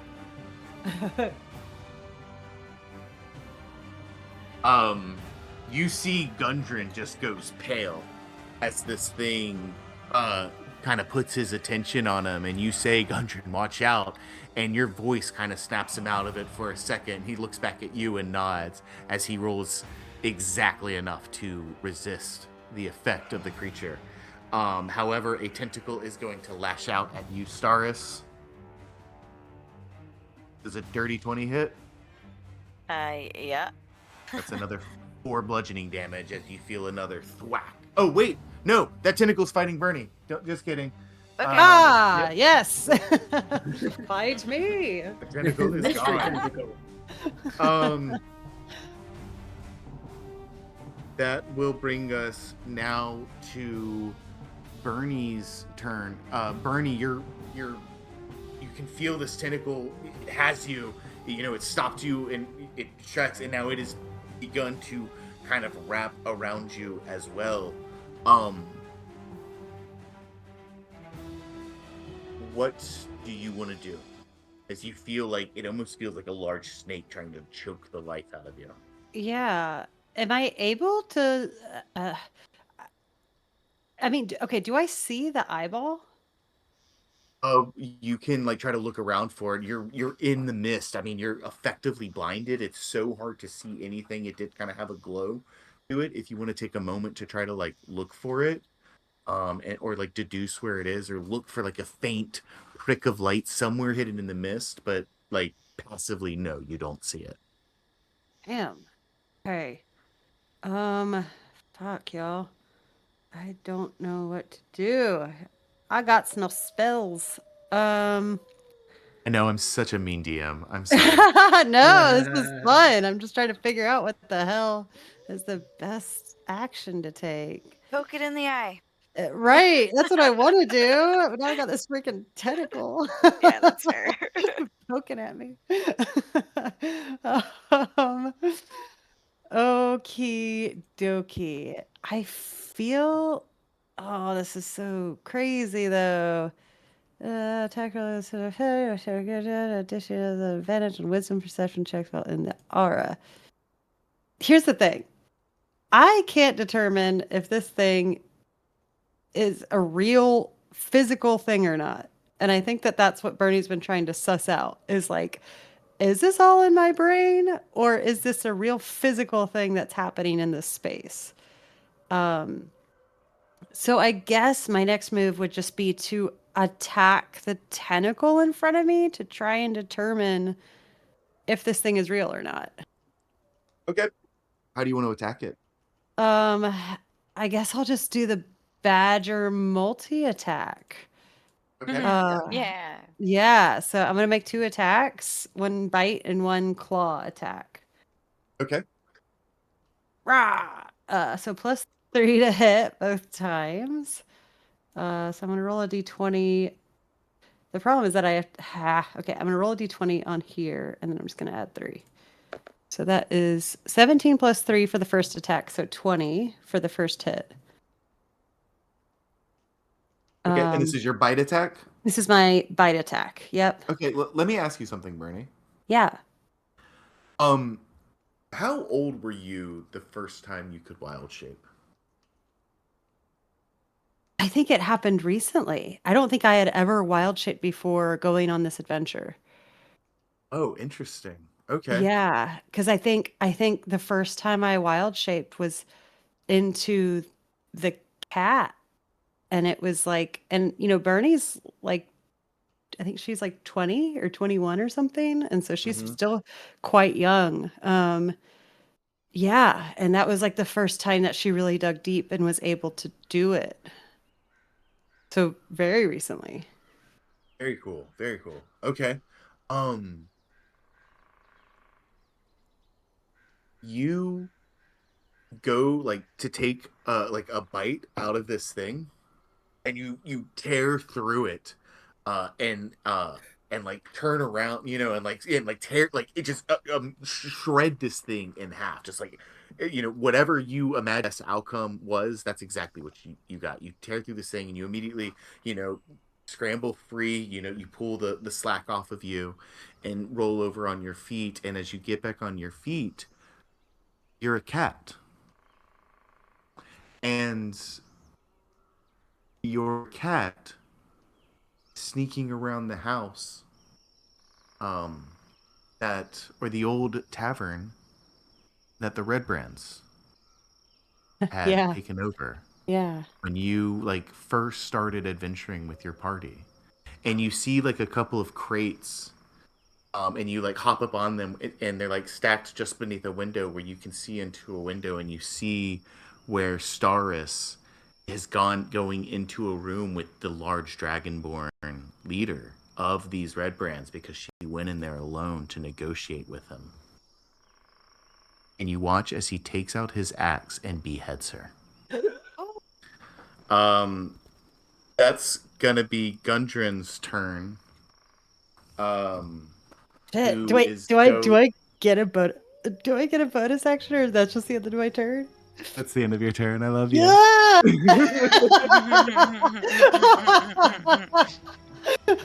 Okay, cool. um, Gundren is going to reload his crossbow and take another shot at the eye. And you see the eye kind of like actually swivels in place a little bit and like locks in at Gundren. And Gundren screams at you, Staris, the eye, go for the eye!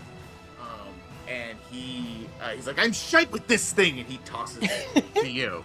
And you like grab this crossbow and you're like, where the fuck did Gundren get a crossbow? They took all of our weapons. And he's like, don't ask questions, love! I told you, you hit it really well. And it is. You can actually see it's like a hand crossbow. It's like one of like the really small one that he had like shoved down in his pants apparently when they stole all of your weapons. And he's like, I've only got one bolt left. And he passes it to you, and that's gonna be his turn. Hitlins, that's gonna bring it to your turn. You see as like the firewall that you just leapt over with Pamela, like as like a big gust of wind just like sucked it all away from you back towards the shelter, and you can see the form of that fire elemental is right there getting ready to launch the spell towards you. And that's where we're gonna go ahead and take our break. Nice. And, what's happening? Yes. I'm just shouting insults at Mist. It's fine.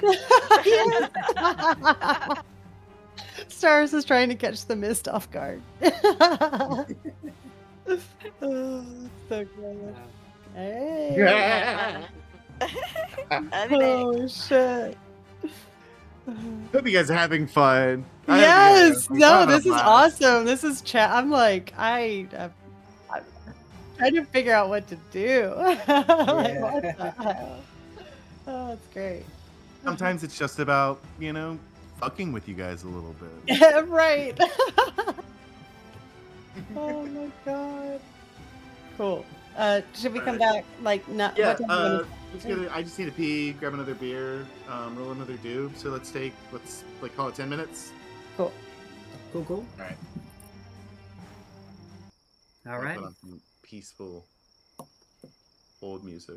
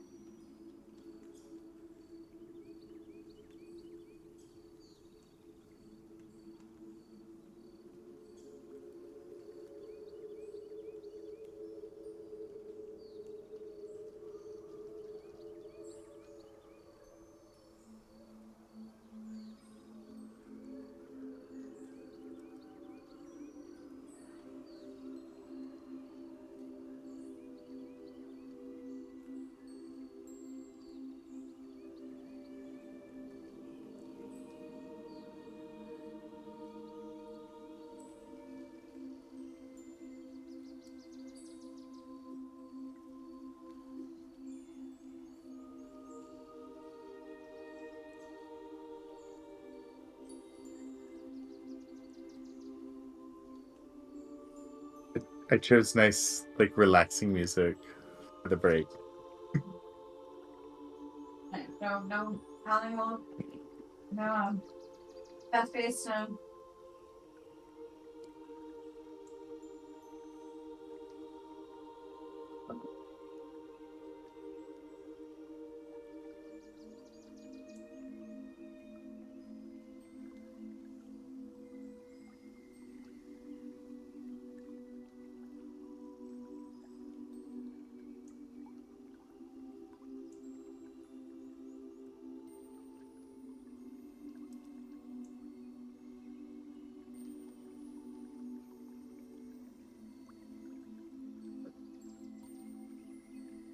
That one.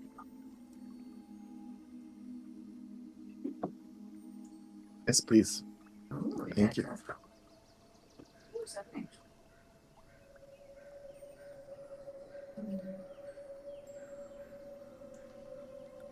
John, are you back?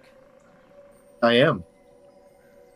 I've got a question just before my next move. The tree branch that's off to the left of the map. Yeah. How far down would you say that is? So that one was 25, so we'll say this one's like 12. Okay. About half the And distance. would I take fall damage jumping over there? A little bit. Not a lot, but yeah. I'd roll at least one die. Okay. Well, I have no damage to give. Yeah. Yep. Uh, hypothetically, is there another tree branch that's off the map that's like a similar distance away?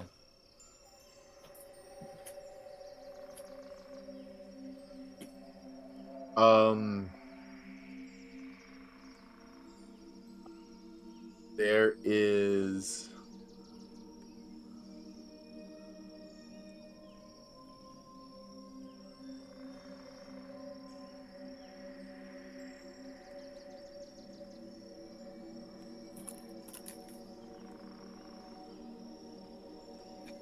I think like if because you're like at the edge of the map, right? So we're gonna have to start kind of Mhm. playing with some make believe.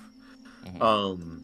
There is I think because we did talk about like there's this kind of circular spiraling walkway that transcends the trunk, and it feels like this would be pretty close to the trunk. So I think you would be near that walkway. You could attempt to like maybe there's not a branch, but like make your way down the trunk. Like in an attempt to, like use the trunk Yeah, like cheating as in cover. the Rainbow Road in Mario Kart, jumping to the other one. Yeah. Yeah. Well, ooh, yeah, you could try that, but I just meant like if you just were to like, because you could like go like this way, and like if you were to follow like that in a circular motion, if the like let's say her ability was to do like a cone shape, and if you could use like the trunk as cover against the spell, and just literally just kind of like outrun it by trying to go down the path. And there might be more branches out there. We might leave that up to a die roll. Okay. Okay. Cool.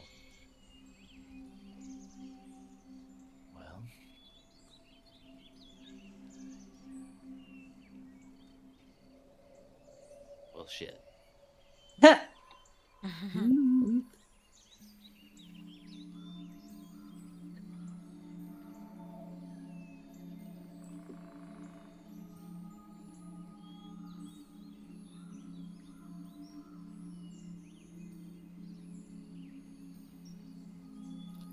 Yes, shit. Yeah. Yes.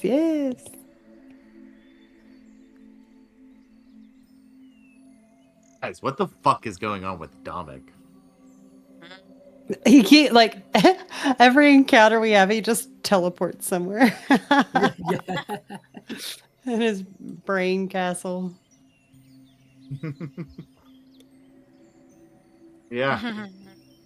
Yep, he's got a little brain castle with all these rooms in it. Memory Yep. palace. Yeah, your own little house of it's. Well, I wouldn't call it home. Right. All right, so I think we are all back. So let's Little house, turn off this hold little house of music horror. and go back to the stressful music. Mhm. Dominic, you see, or I'm sorry, Kitlin, you see as this this old orc woman who has taken on this fiery form. She begins to suck in this large, flaming, uh, uh huge inferno that, let's be fair, you created, and is about to send it back towards you. Before your turn begins, Kitland, you hear this charging gorilla-like scream as a huge four-armed silver gorilla falls from like a branch, leaps off, grabs a vine, swings around, lands on another branch, kicks off of that, grabs another vine, and just like sliding down this tree effortlessly, lands with a thud right next to the inferno. Man. And is This is gonna, a bad trip. I'm convinced now. gonna take a Yeah. Well, maybe all might be still high. couple of attacks. You're all gonna wake up back at like the camp.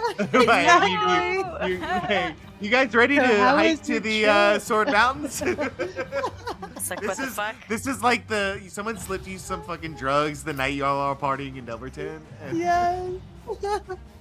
Somebody decided it was a great idea to do an ayahuasca trip. And look at us now. Will you Look at us now. will you remind me, Sean, what we ruled on use versus cast? Yes. So there's usually a limit, like once per day or like a number of times equal to your proficiency bonus, and it does not use a spell slot. Cast will use a spell slot of the appropriate level. But it doesn't use like an action or a bonus action? No, it does still use whatever the action or bonus action is to cast that spell. It just doesn't require the use of a spell slot. Yeah. So I'm playing with myself really quick. That is okay. That's a miss. That's a miss. That's not a miss. That's not a miss. So that's not a miss. So 3. Oh yeah. Yeah. Exactly right. Welcome to my mind. Hell yes. Amazing. That guy looks awesome. Yeah. Plus 26. I have Although I'm confused about his pecs. Does anybody else see the? Yeah. He doesn't like. I look can't at He's his tell arm. if he Look at has. that tits. Yeah. Does he Look have? Tits. Does he have tits? Or I mean, those are definitely it nipples. kind of looks like he has one boob and one pec. Yeah. You know, he's got an irregular workout routine. You see this this white one boobied, one pecked gorilla like come in, like he like lands next to the fire elemental and like picks it up and like throws it down and like bites its neck and then like slides it across the ground and like slams its fist on it. And the fire elemental, despite being an old lady, moves surprisingly quick. I mean, it is like fire, right? And so it flickers around and avoids some of the attacks, but gets hit by some of the others, and doesn't. I mean, like, these are strong, powerful hits that you think would, could, like, easily crush bone.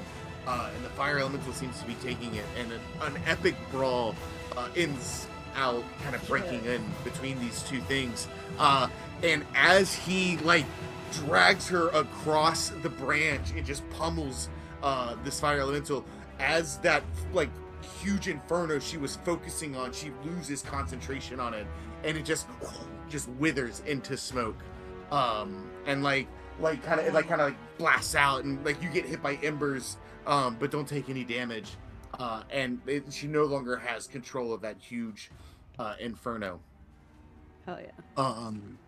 Caitlin, at the beginning of your turn, you hear thunder beginning to rumble above you. Oh God. Now what? This is the wrong tribe of druids to fuck with, y'all. Holy shit. Going for a stroll. Just in the woods. We just want to go back to the woods. Right? All right. So.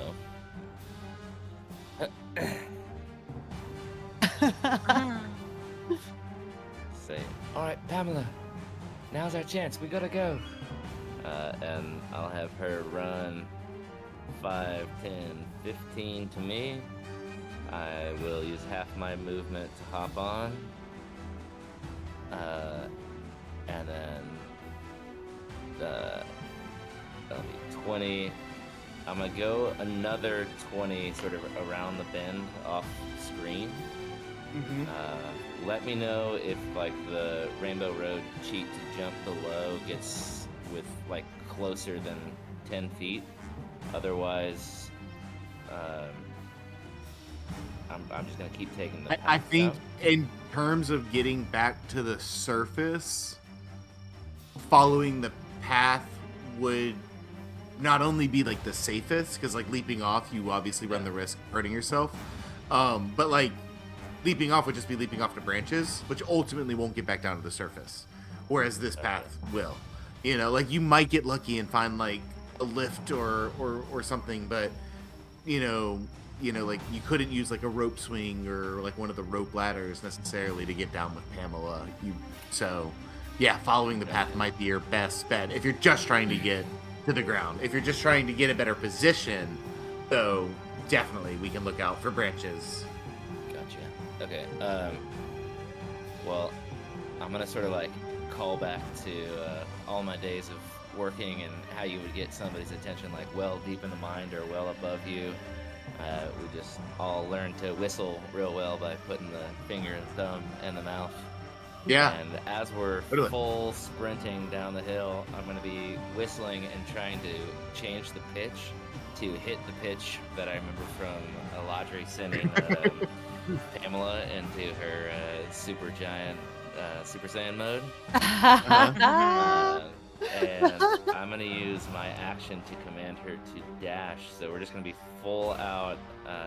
So we're at 20 now, but I'm going to do 80 feet just sprinting and whistling down the ramp. Wait, as you're like sprinting and whistling down the ramp, several of like the shelters on the branches, like some of the lower branches, you see like a window illuminate as like somebody maybe lights a candle, like as you're just like making a bunch of noise and like writing down this ramp, and trying to hit that note. Roll me up, yeah, totally.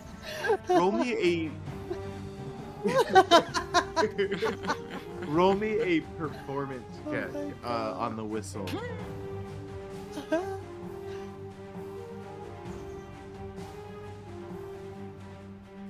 The 9. Nice. Okay. You do not hit the magical note that causes Pamela to connect with her instinctual, act song. Yeah. But you do make a lot of noise. Okay. Oh God. Eladri, that will bring it to your turn as you kind of hear and witness the sounds of this epic fight just above you. Yeah, keeping an eye on where Pamela and Kitland went. I would like to try and keep as low a profile as possible, but keep on their tail I do not, absolutely no way, no how, could ever want what's going on above me to gaze down upon me. To be clear. Okay.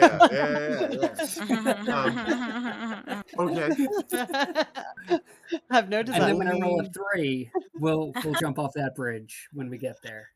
No. A stealth check as you try to Yep. make your back towards the trunk without being noticed. Hey. Oh, okay. 14 teen. Okay. You think you're pretty hidden. And you are able to, we'll say, begin to make your way back to the trunk, but you won't be able to get all the way back this round before you can start making your way down. Can I use my bonus action to dash? Can I dash while being sneaky? Yes, yeah, you absolutely can. And I will say you are able to just about make it to the trunk so you can start to get down on your turn. I just want to like slidle up against it. Oh yeah. Cool. Yeah, we'll say you're kind of off camera as well at this point. Ooh. You kind of made it Cool. like over here, starting to make your way back. Ooh, yes, I like it. All right. Yep. Yeah. That is going to bring it to the Inferno's turn, but I am not going to roll a bunch of die. Well, let me see, actually. Do they notice? They do not seem to notice you as the fire elemental and the giant white gorilla are entangled with each other. And that will bring back Yes. to your turn, Dominic. Oh boy.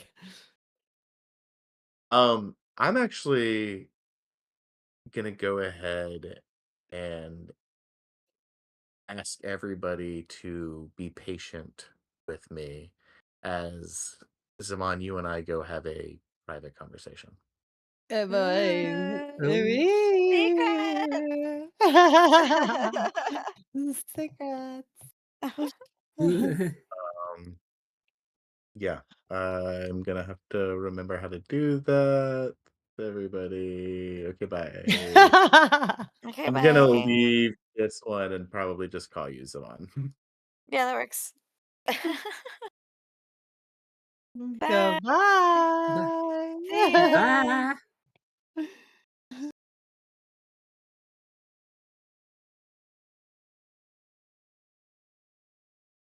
Dominic, as you find yourself in this bizarre space, first, just want to check in with you. How you doing? You having a good time?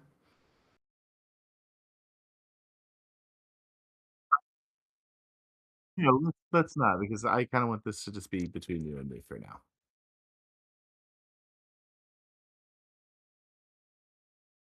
Thanks, man. I'm having fun with it too. I'm glad you guys are as well. There's been a lot of curveballs thrown my way, but I think it's gone well. So Dominic, the Western sarcophagus in particular seems to call to you, and before you even realize it, you're standing in front of it. You've walked over towards it, and you're in front of it. And I keep calling it a sarcophagus, which I guess, yeah, I buried the lead a little bit there. It is a large chunk of amber, but you see, yes, because in the northern end of the room was the marble staircase that led up to some unseen space. And as you stand before this large chunk of amber, you can see this figure encased within it. Its arms are crossed against its bare chest. It's skinny and gaunt, withered. It looks fragile, almost. Its fingernails are elongated, its ears are long, its nose is pushed in and upright, its eyes are slanted, its fangs are long, especially two large fangs protruding from the top lip. Encased in amber, its eyes open, and it stares directly at you. Do you know who I am? You hear inside of your head.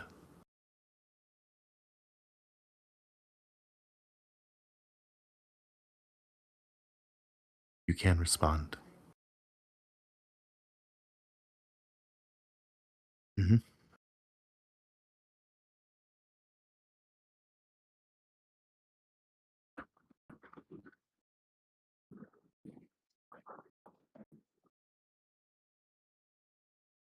I am your progenitor. I am the first. I am vampire. I am the demon from which all vampire are formed, and a piece of me lives in you. It is that piece that allows your corpse to walk and gives you life, Domic Grief Tear. But you have only an aspect of the power you could have, only a fraction of it. You want more.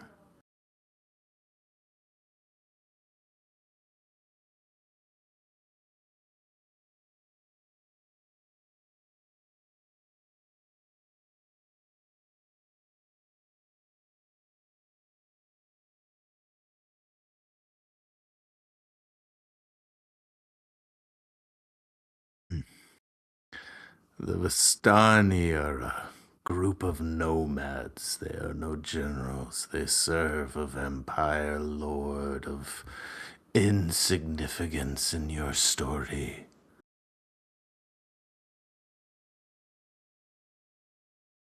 I have many of my children, creating many more spawn. The essence of my soul lives in all of them. Do not mistake me for some mere creature of the night. I am the essence of your hunger. I am what give you life. I am what gives all of the undead creatures that call themselves vampires life. I am vampire. I am the demon that created the myth. I am the concept. You understand.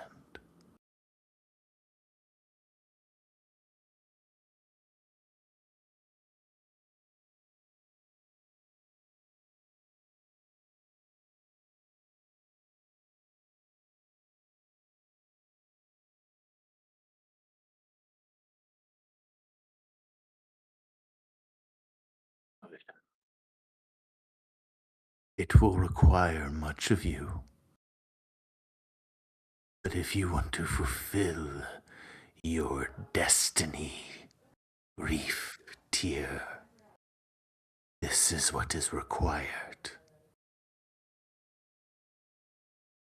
Someone who loves you must perish by your hand. Steal their life from them and consume their blood. And then, once you have done so, someone who hates you deeply must kill you violently. Then, and only then, will you truly know my power. And Dominic, with that, the world around you is gone, and you are back on the cold earthen floor of that misty dungeon. See you in the game.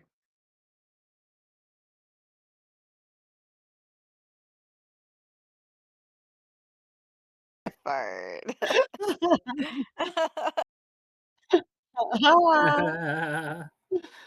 Man. So, Oh, in good. turn, Good. Doris, What's up? it is your turn. Oh, I'll give it. I'll give it a shot. Star says, and takes aim with the hand crossbow that Gudrun gave her. Okay. Yes. Let's try it out. Let's go. No whammies. Go stars. Go stars. Oh, Go. fuck. That's an 8. In this climactic moment, Bernie's disappeared into the mist. Domic's disappeared into the mist. Gundren was able to smuggle this tiny crossbow in here and give it to you. His last bolt. You aim true. Aim it at the eye. Fire. The bolt goes wide and disappears into the fog. Yeah. Stars looks over at Gundren and just sighs, like, and then sticks out her leg, like, I've got a dagger in my boot if you want to use it. And smiles. Nice. Yeah. Awesome. That'll bring it to the horror's turn. Who with the tentacles gone and both having pulled your friends into the mist, the eye is just gonna focus back at you, Staris, as you try to pull the dagger out of your boot to hand off to Gundren, as you two are just swapping off smuggled weapons to throw at this thing. I am gonna need you, Staris, to roll me an intelligence saving throw. Alrighty.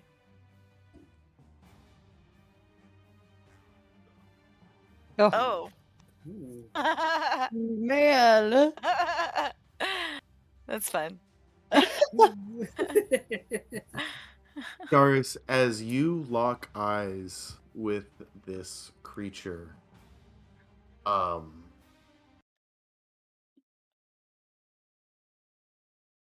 you hear a tone. It's like the sound of a clock, like a grandfather clock striking like midnight. Bong. Actually striking 2 a.m. And you can tell by the two tones it makes. Bong. Bong. Like the second you make eye contact with this thing.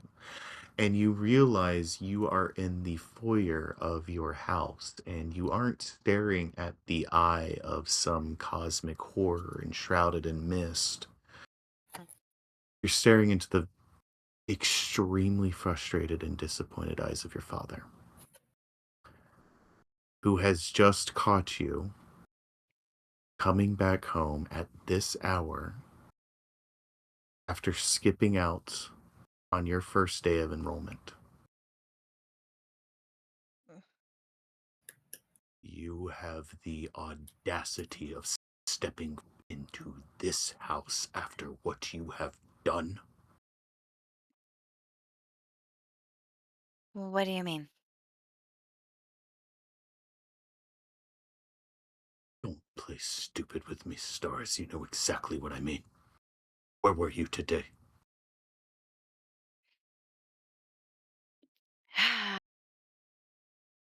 I guess not where we're supposed to be.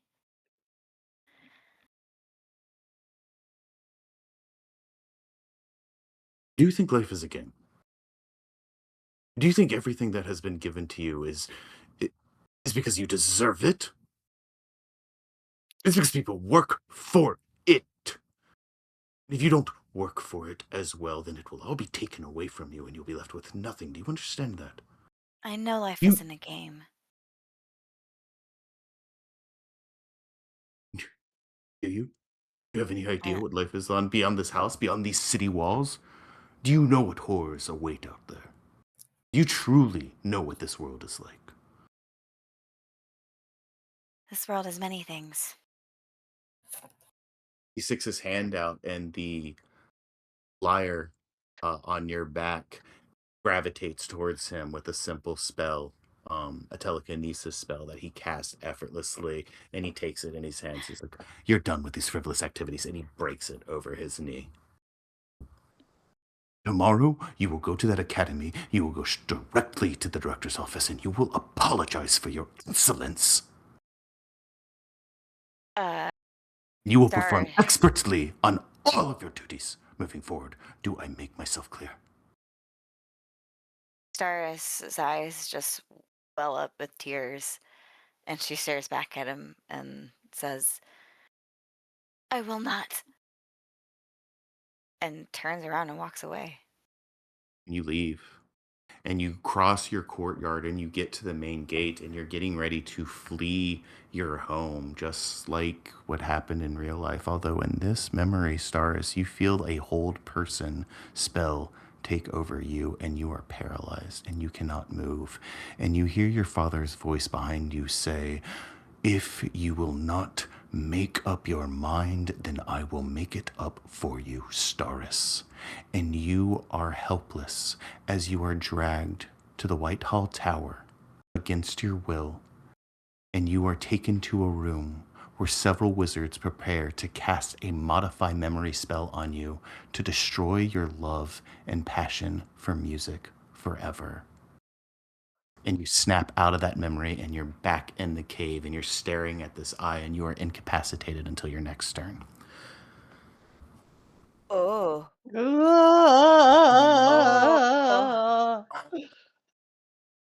That will bring us to uh the Bernie, it's your turn. Uh you come back to, you are on the damp cave. The mist is all around you. You have chewed through the tentacle, there's like a lump of it on your chest. You're back in your badger form. You're no longer a cat, and you shake off the horrible thing you just saw, the horrible vision that you just saw, and you realize that you're back where you were just a moment ago. Your turn. Okay. Do I see anything else in the mist in front of me? There is an eye hovering right next to you, staring through the mist. And through the mist, you can see Gundren shouting at Staris, who's just staring, frozen in fear, back towards this eye. And you can see it, it's right above you. All right. I think with that, Barney Badger just bares her teeth at the eye and just goes in, claws and teeth into this eyeball. I'm gonna use my multi attack and just go straight for it, trying to rip it apart. Let's do it. Okay, so that's gonna be bite attack first, +3 to hit. Rolling on here. So that's 13 for the first attack to hit. Okay. You go to bite it, and like an eye is attached to a face, but this thing doesn't have form, and you misjudge your leap, and there's nothing to grab onto, and as you clamp down, no, like thinking like that was gonna be in your mouth, you just kind of bite your own teeth, and your jaw rattles a little bit as this thing is able to kind of glide out of your way. Okay, second attack with my claws, another +3 to hit. Come on. God dang it. 10 to hit. So, Yeah. yeah. Just through the mist as the eye now starts to become aware of you. Okay. But again, though, just this formless thing, and you think back, Bernie, like, is this real? That thought begins to haunt your mind a little bit more. All right. And with that thought, I think Barney's like, this doesn't make any sense. I transformed into a badger to get us out, and that's not my goal anymore. I'm gonna bonus action. I'm gonna drop my badger form and go back to Okay. my normal Bernie form, and just stand my ground right there. Okay. Cool. That's gonna bring it to Gundren's turn, who shouting at you, Staris, you're not responding. He remembers that you had started to pull that knife out of your boot. He's gonna grab it and roll. He's gonna get a +2 to this roll, and I'm gonna roll in front of you guys. The AC is an 18. Mm. Holy motherfuck. Oh my gosh. I just said he gets a +2. That's a D. That's a 16. Ah! +2. Oh. Let's go. Brr, brr, brr, brr. The whole room shriek, like the whole cave screams at you this ear-piercing, shattering noise. Staris, you shake out of the paralysis you were just in. Gundren's just like mumbling to himself, like, I did it. I did it. I, I, I did that. I did it. I did it. I did it. Mist begins to disperse. Bernie, you see this eye like get hit by a dagger, and it, like the eye writhes, like, in the way like a face might, with an eye attached to it, but again, no form. And then it just, as the mist dissolves, it's gone. You can see uh Bernie, as the mist dissolves, you look behind you, Domik laying on the ground, and Staris, as you kind of come to, Gundren as well. The earthen wall begins to dissolve, and the path becomes clear. Ugh. That brings us to Kitlin and Eladri, who, as you two are racing down the path along the trunk of the tree, you guys kind of meet up, and you're both running. Kitlin, you're atop Pamela. Eladri, you're catching up. You're like 10, maybe 15 feet behind. Racing to catch up. You guys are getting closer and closer to the ground. You see the like flame elemental gets thrown from one branch to another, blasts fire back up as the four-armed gorilla leaps down and pounds on it, and like they're kind of keeping up with you as they're just colliding and having this kaiju battle. And as you make it to the bottom, uh like they kind of land right next to you. uh and we are, um as they do, the gorilla's kind of got singed hair, and is like breathing heavily. You guys like come down the path. You see the flame elemental, the like fire on them kind of flickers, and their wild shape dissipates, and you see kind of like the old orc lady just laying in the ground. And the gorilla kind of breathes and looks at you and looks at the ground, and you can see now Kitlin and Eladri, um you're kind of nearby, like where the entrance to those root tunnels were, and it's solid ground there. And the gorilla sees that as well, and they kind of have a reaction to that, and they begin to wild shape. And they wild shape from the gorilla form into the form of the chief, Lortar. Oh. Oh. And at this point, the Oh. thunder that you heard crackles in a flash of lightning, and it begins to rain. Hmm. Hmm. The chief regards you. He looks down at the elder, and he looks at the earth, and after a moment, the earth eventually dissolves, and he just stares at you, Kitland and Eladri. Domik, Staris, and Bernie, you guys find yourselves in the tunnels. The mist is gone, the tentacles are gone, the eyeball is gone, and the wall kind of blocking your way seems to be dissolving and creating a path again.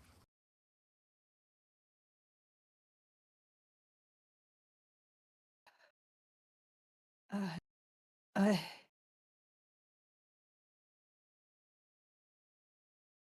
Okay.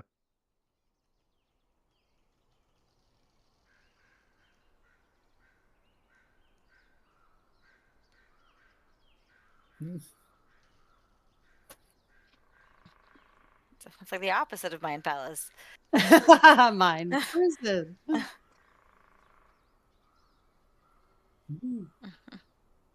Yay! What what the fuck just happened?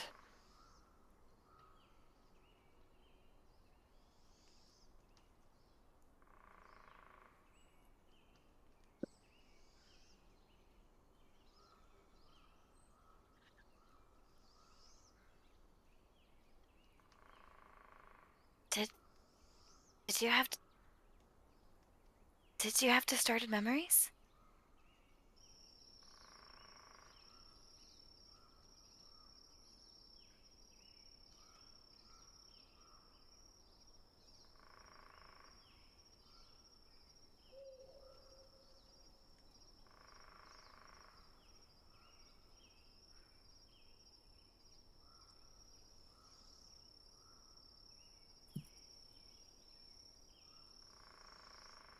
I had distorted memory, Stars,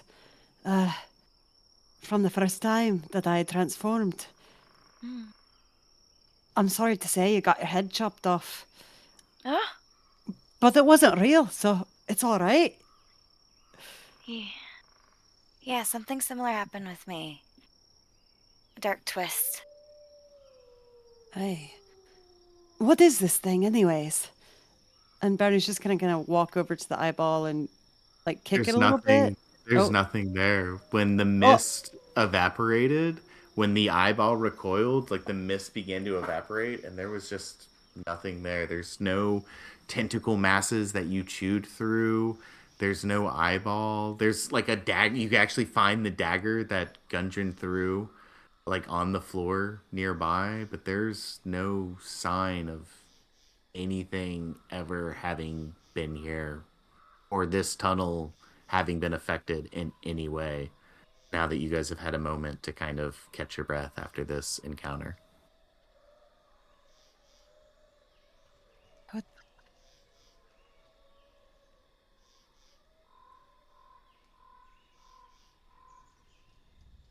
Yeah, no, they dragged you away.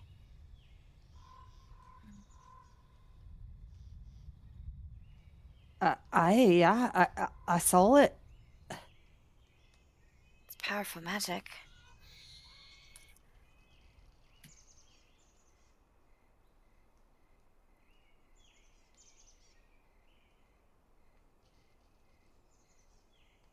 Maybe we go above ground then.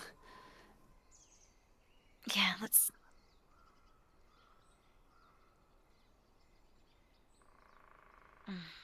Stay here.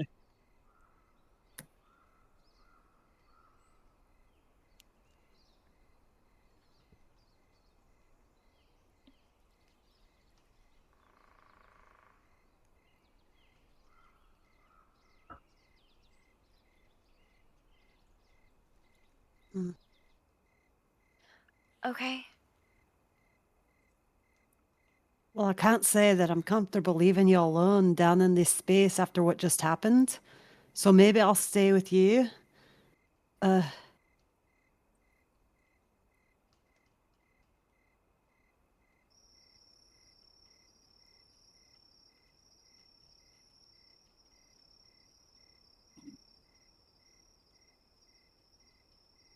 That's true.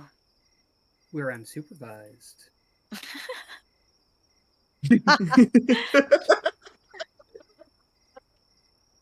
hey, I think whatever was down here is dispelled.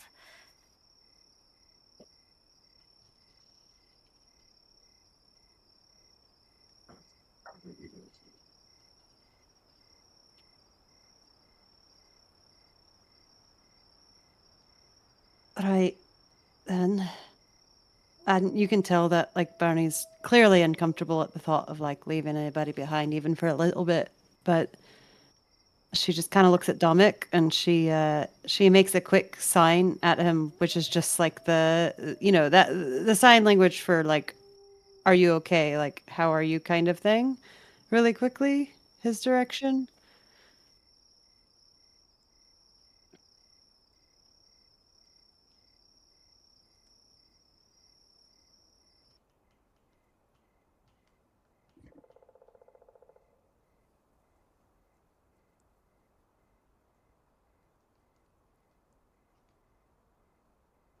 Right. Hey, he's a big boy. He can take care of himself. And Fern is just gonna kind of spin around and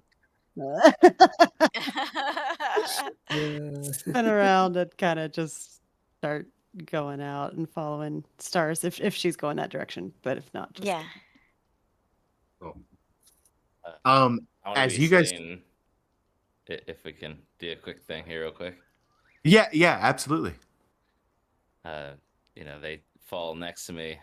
The old Yeah. woman turning back into herself. And then the gorilla kind of turns into the chief, and Yeah. there's like this moment of they're just kind of regarding you, Yeah. and I actually kind of wanted to ask, but no, you go ahead, please.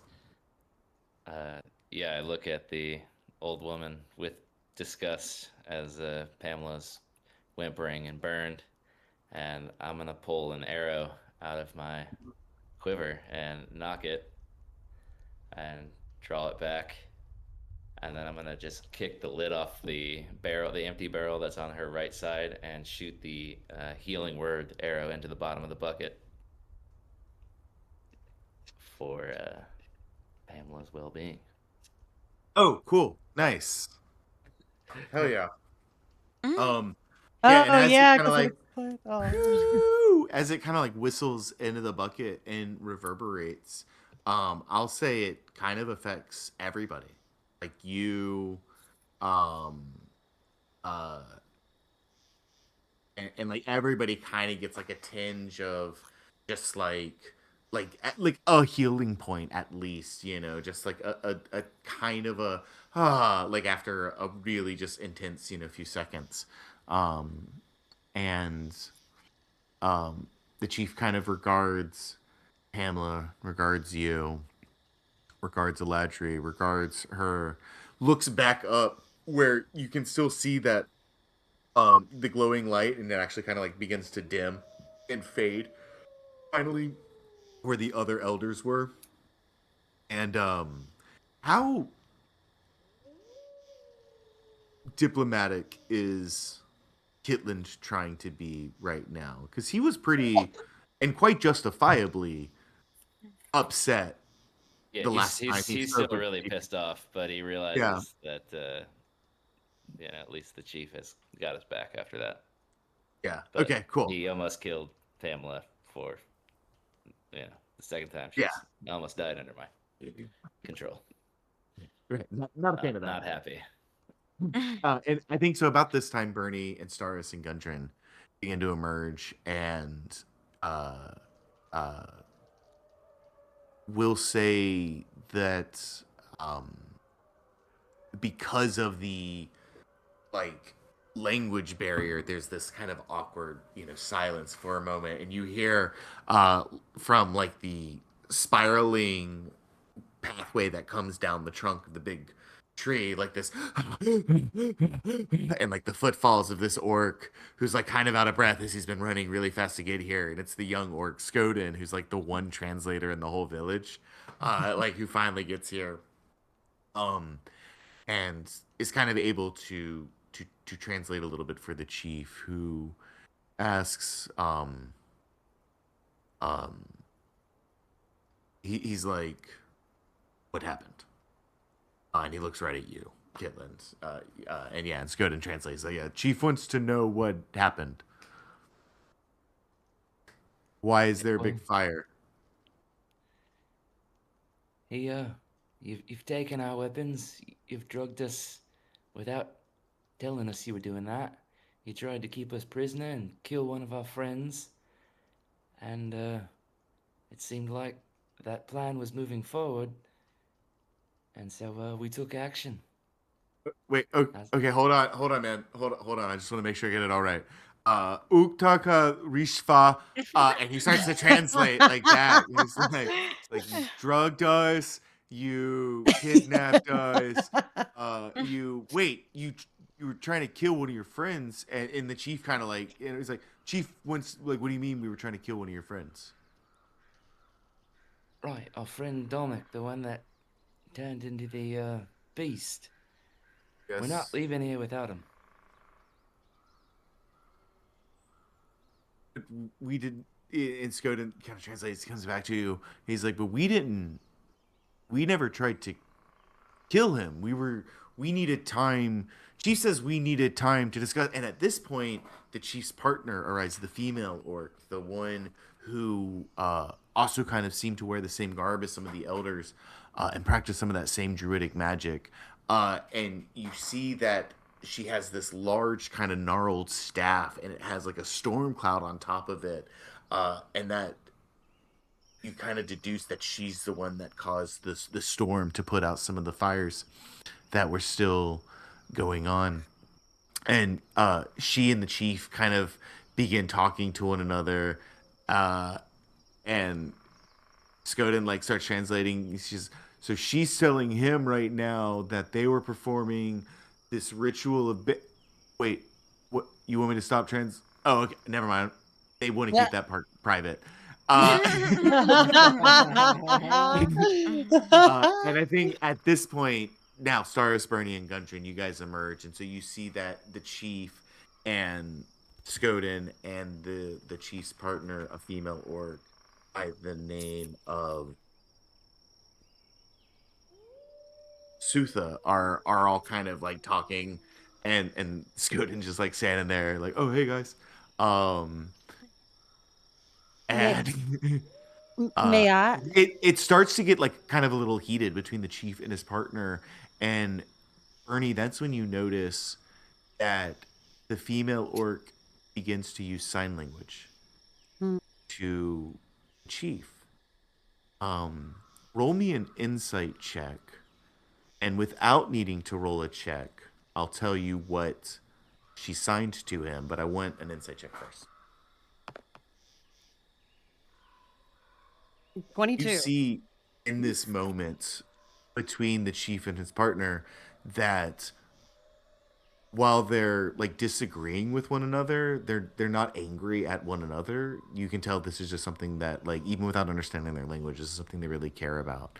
And in that moment where she signs to him, you see that she is like reaching out to him on like a personal level, and like kind of using that as a way to be like, hey, like, we're both partners in this, and like right now, like, we're feeling it because we're passionate people, but like let's take a deep breath and like be quiet for a moment, and Mm, like sit with this.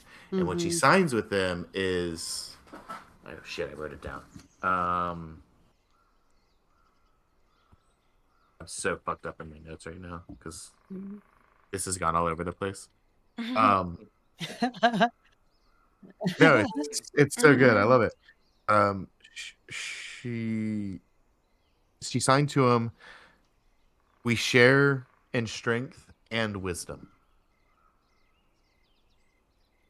And you see like the chief sighs and like takes a moment and looks at her, and like there's like a soft smile he gives her. And Bernie, I think you said you wanted to do something. Yeah, I think that Bernie, like, is kind of she's also a little she's mad, right? Like they Yeah. had just been like based off of everything that Kitlin has been saying, and then also like, being down there, stuck in a hole, trapped. We've had to deal with these mind games. And so she's kind of walking up with like steam coming out of her nose, about to yell at them and say, like, what the fuck are you doing? And then she walks up and she sees this and she sees that sign and she kind of pauses, like right at coming up on them. And she takes a big breath and sighs and kind of like gets their attention without saying anything if she can, like makes a motion with her hand. And then to them, she points to the party behind her, like her, her friends. And she signs at them, the family sticks together. And she looks at them and like puts her hands out. And then she speaks and she's just like, I don't know what we did to deserve this. We didn't mean to desecrate your holy grounds. We were only passing through. We're not When you leaving anyone behind. And whatever happened down below, I don't know. And then she just makes that symbol like one more time, like the family sticks together thing, and then just like falls quiet. when you sign that, Sutha kind of looks at Lortar with this like "I told you so" kind of look, that I think carries on from your like 22 insight, Bernie. Yeah. Like there's a little bit of like a see, kind of in that look that she gives him, that only a look of like someone who's known someone and knows someone very well can kind of give to someone, especially someone of power. And The chief kind of like looks at Skoden and looks back at you all and says, "We are sorry." And you see she puts like a hand on his shoulder. And Skoden says, "So the chief says that he's sorry."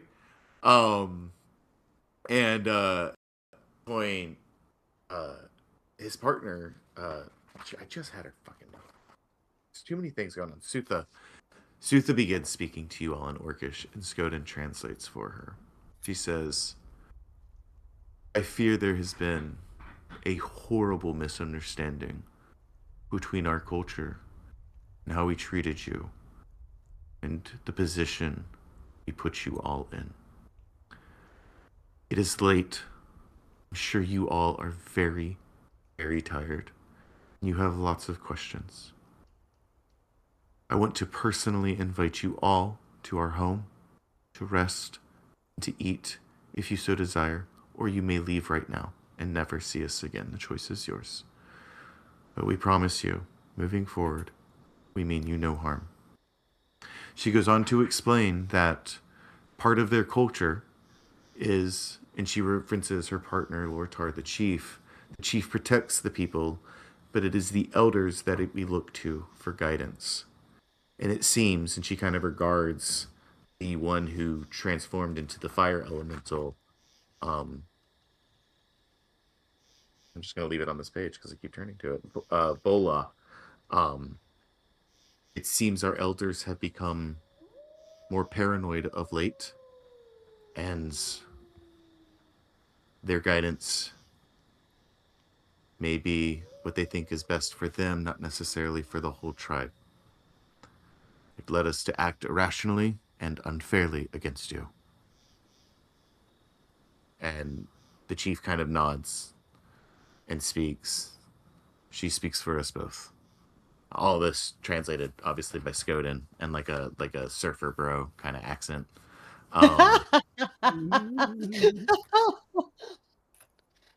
And so the choice is yours. They can either have Jorok lead you back to where he found you, back to your initial campsite, or they invite you to stay with them one more night as a way of apology, and tomorrow morning are willing to answer any questions you have for them. As what befell you, they claim, was at the guidance of their ancestors, at the guidance, of their elders, who they feel have let their own paranoia allowed a bad judgment call against you.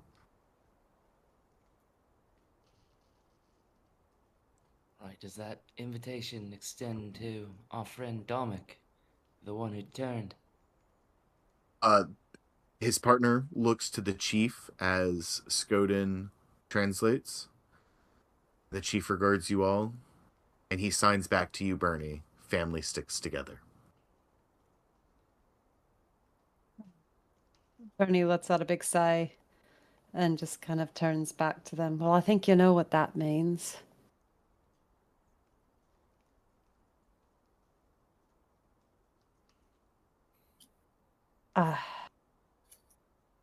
Can you give us just a moment? Ace, take all the time you need. And Bernie's gonna like walk back over to everybody. Is everybody all right? Caitlin, Eladri? Oh, I've been better. I've been a lot worse. Hey. I hurt all over. Pamela It's good needs to see something you. for her burns. Are you all right? I think we're all okay. We just dealt with some pretty nasty mind games down there. But Doris and Gundren were there. They had our backs. Pamela looks worse for wear, Kitland. If I know anything about my cousins here, if I can call them that, they'll have some good medicines. And if we can trust them for a night, I think they'll be able to get her back on her feet. Do we really trust him? We could just go back to our camp and get back on our own path. It'd be nice to know that Dominic was on a path out. They did seem to agree he could come out. Should we go get him?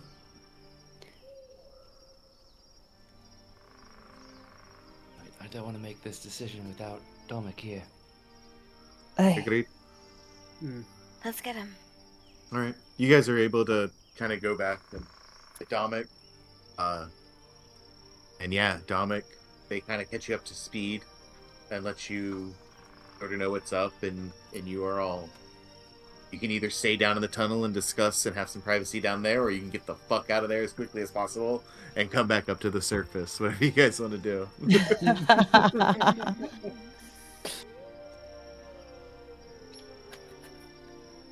I think as you come out, you definitely feel like the chief's eyes on you, but there's not, there's, you are allowed to come out, but there is that sense of, hey man, we did duke it out a little bit.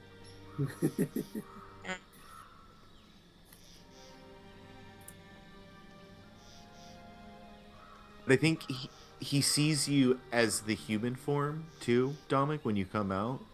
And so while there is that kind of measuring up of you, you do see that he notices the change as well.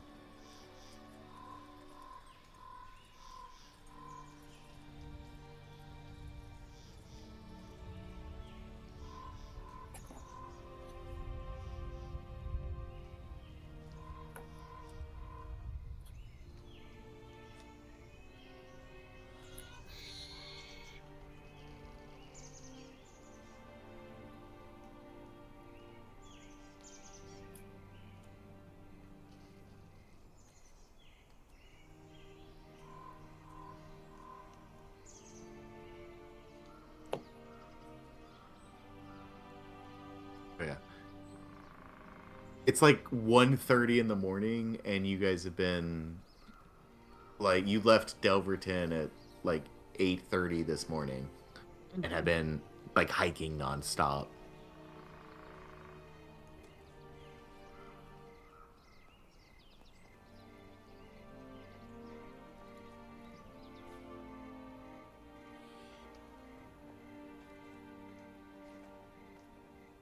He blushes. Probably not. Look, whatever you guys think is best, I'll do.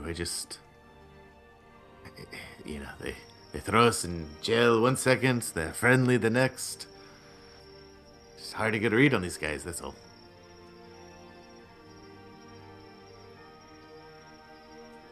Aye, not the wrong lad. So we're That doesn't staying here? mean that. Well, it doesn't mean that we have to trust them, right? We can still keep an eye out, keep our guard up. Aye.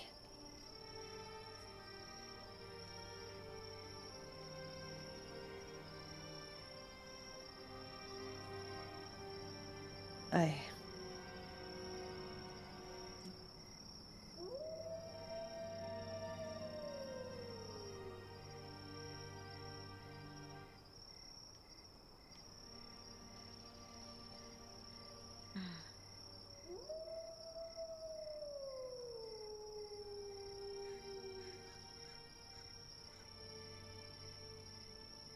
That is Agreed. true.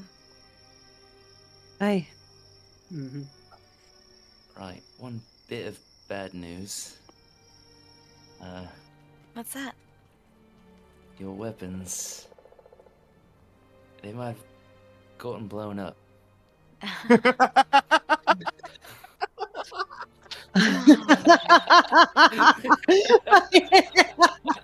Okay. Huh. Into the treehouse. Yep. 100%. All of your weapons got blown up. Well, Hey. it was kind of dangerous anyhow. Oh man, that was a really nice rapier, Dominic. That is 700 feet in the woods that way. My Uh, God. So at this point, you've all had a moment to discuss. The chief and his partner, they seem to be giving you a respectful amount of time, and Skoden approaches and says, should they get Jorak to take you back to your camp, or will you be staying here tonight?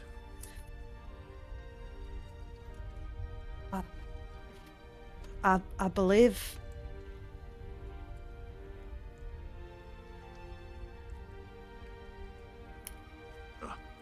I'm glad to have you. And Chief's partner Sutha steps forward, and in common, she says, "As am I." And the chief kind of nods and signs, "I'm tired. Get some rest. Maybe a drink." Yeah. And they start to lead you to their personal residence near the top of the pine tree. And it takes you a while to hike there. Skoden follows along.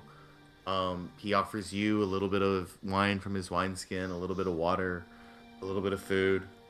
And when you make it to the top of the snowy pine, you see that there's a great view of kind of the whole little valley here between the foothills and towards the Sword Mountains. You can see all of the shelters below you. All the stars shining in the sky, the moon with the trail of tears kind of leaning behind it. And they lead you into their very warm and very inviting home. They sign to you, you are safe here, you are welcome here. To you, Bernie, since you seem to know the language the best. And Sutha signs to you, please make yourselves at home here. Tomorrow we will talk and hopefully understand each other a little better. And I think that's where we're going to end our session. Nice. Very cool. We will get ready Wow. to take a long rest with the chief and his partner. A very, very different set of circumstances than where tonight began, I think. Yeah, kidding. that was awesome. Crazy. We'll also say that eventually some other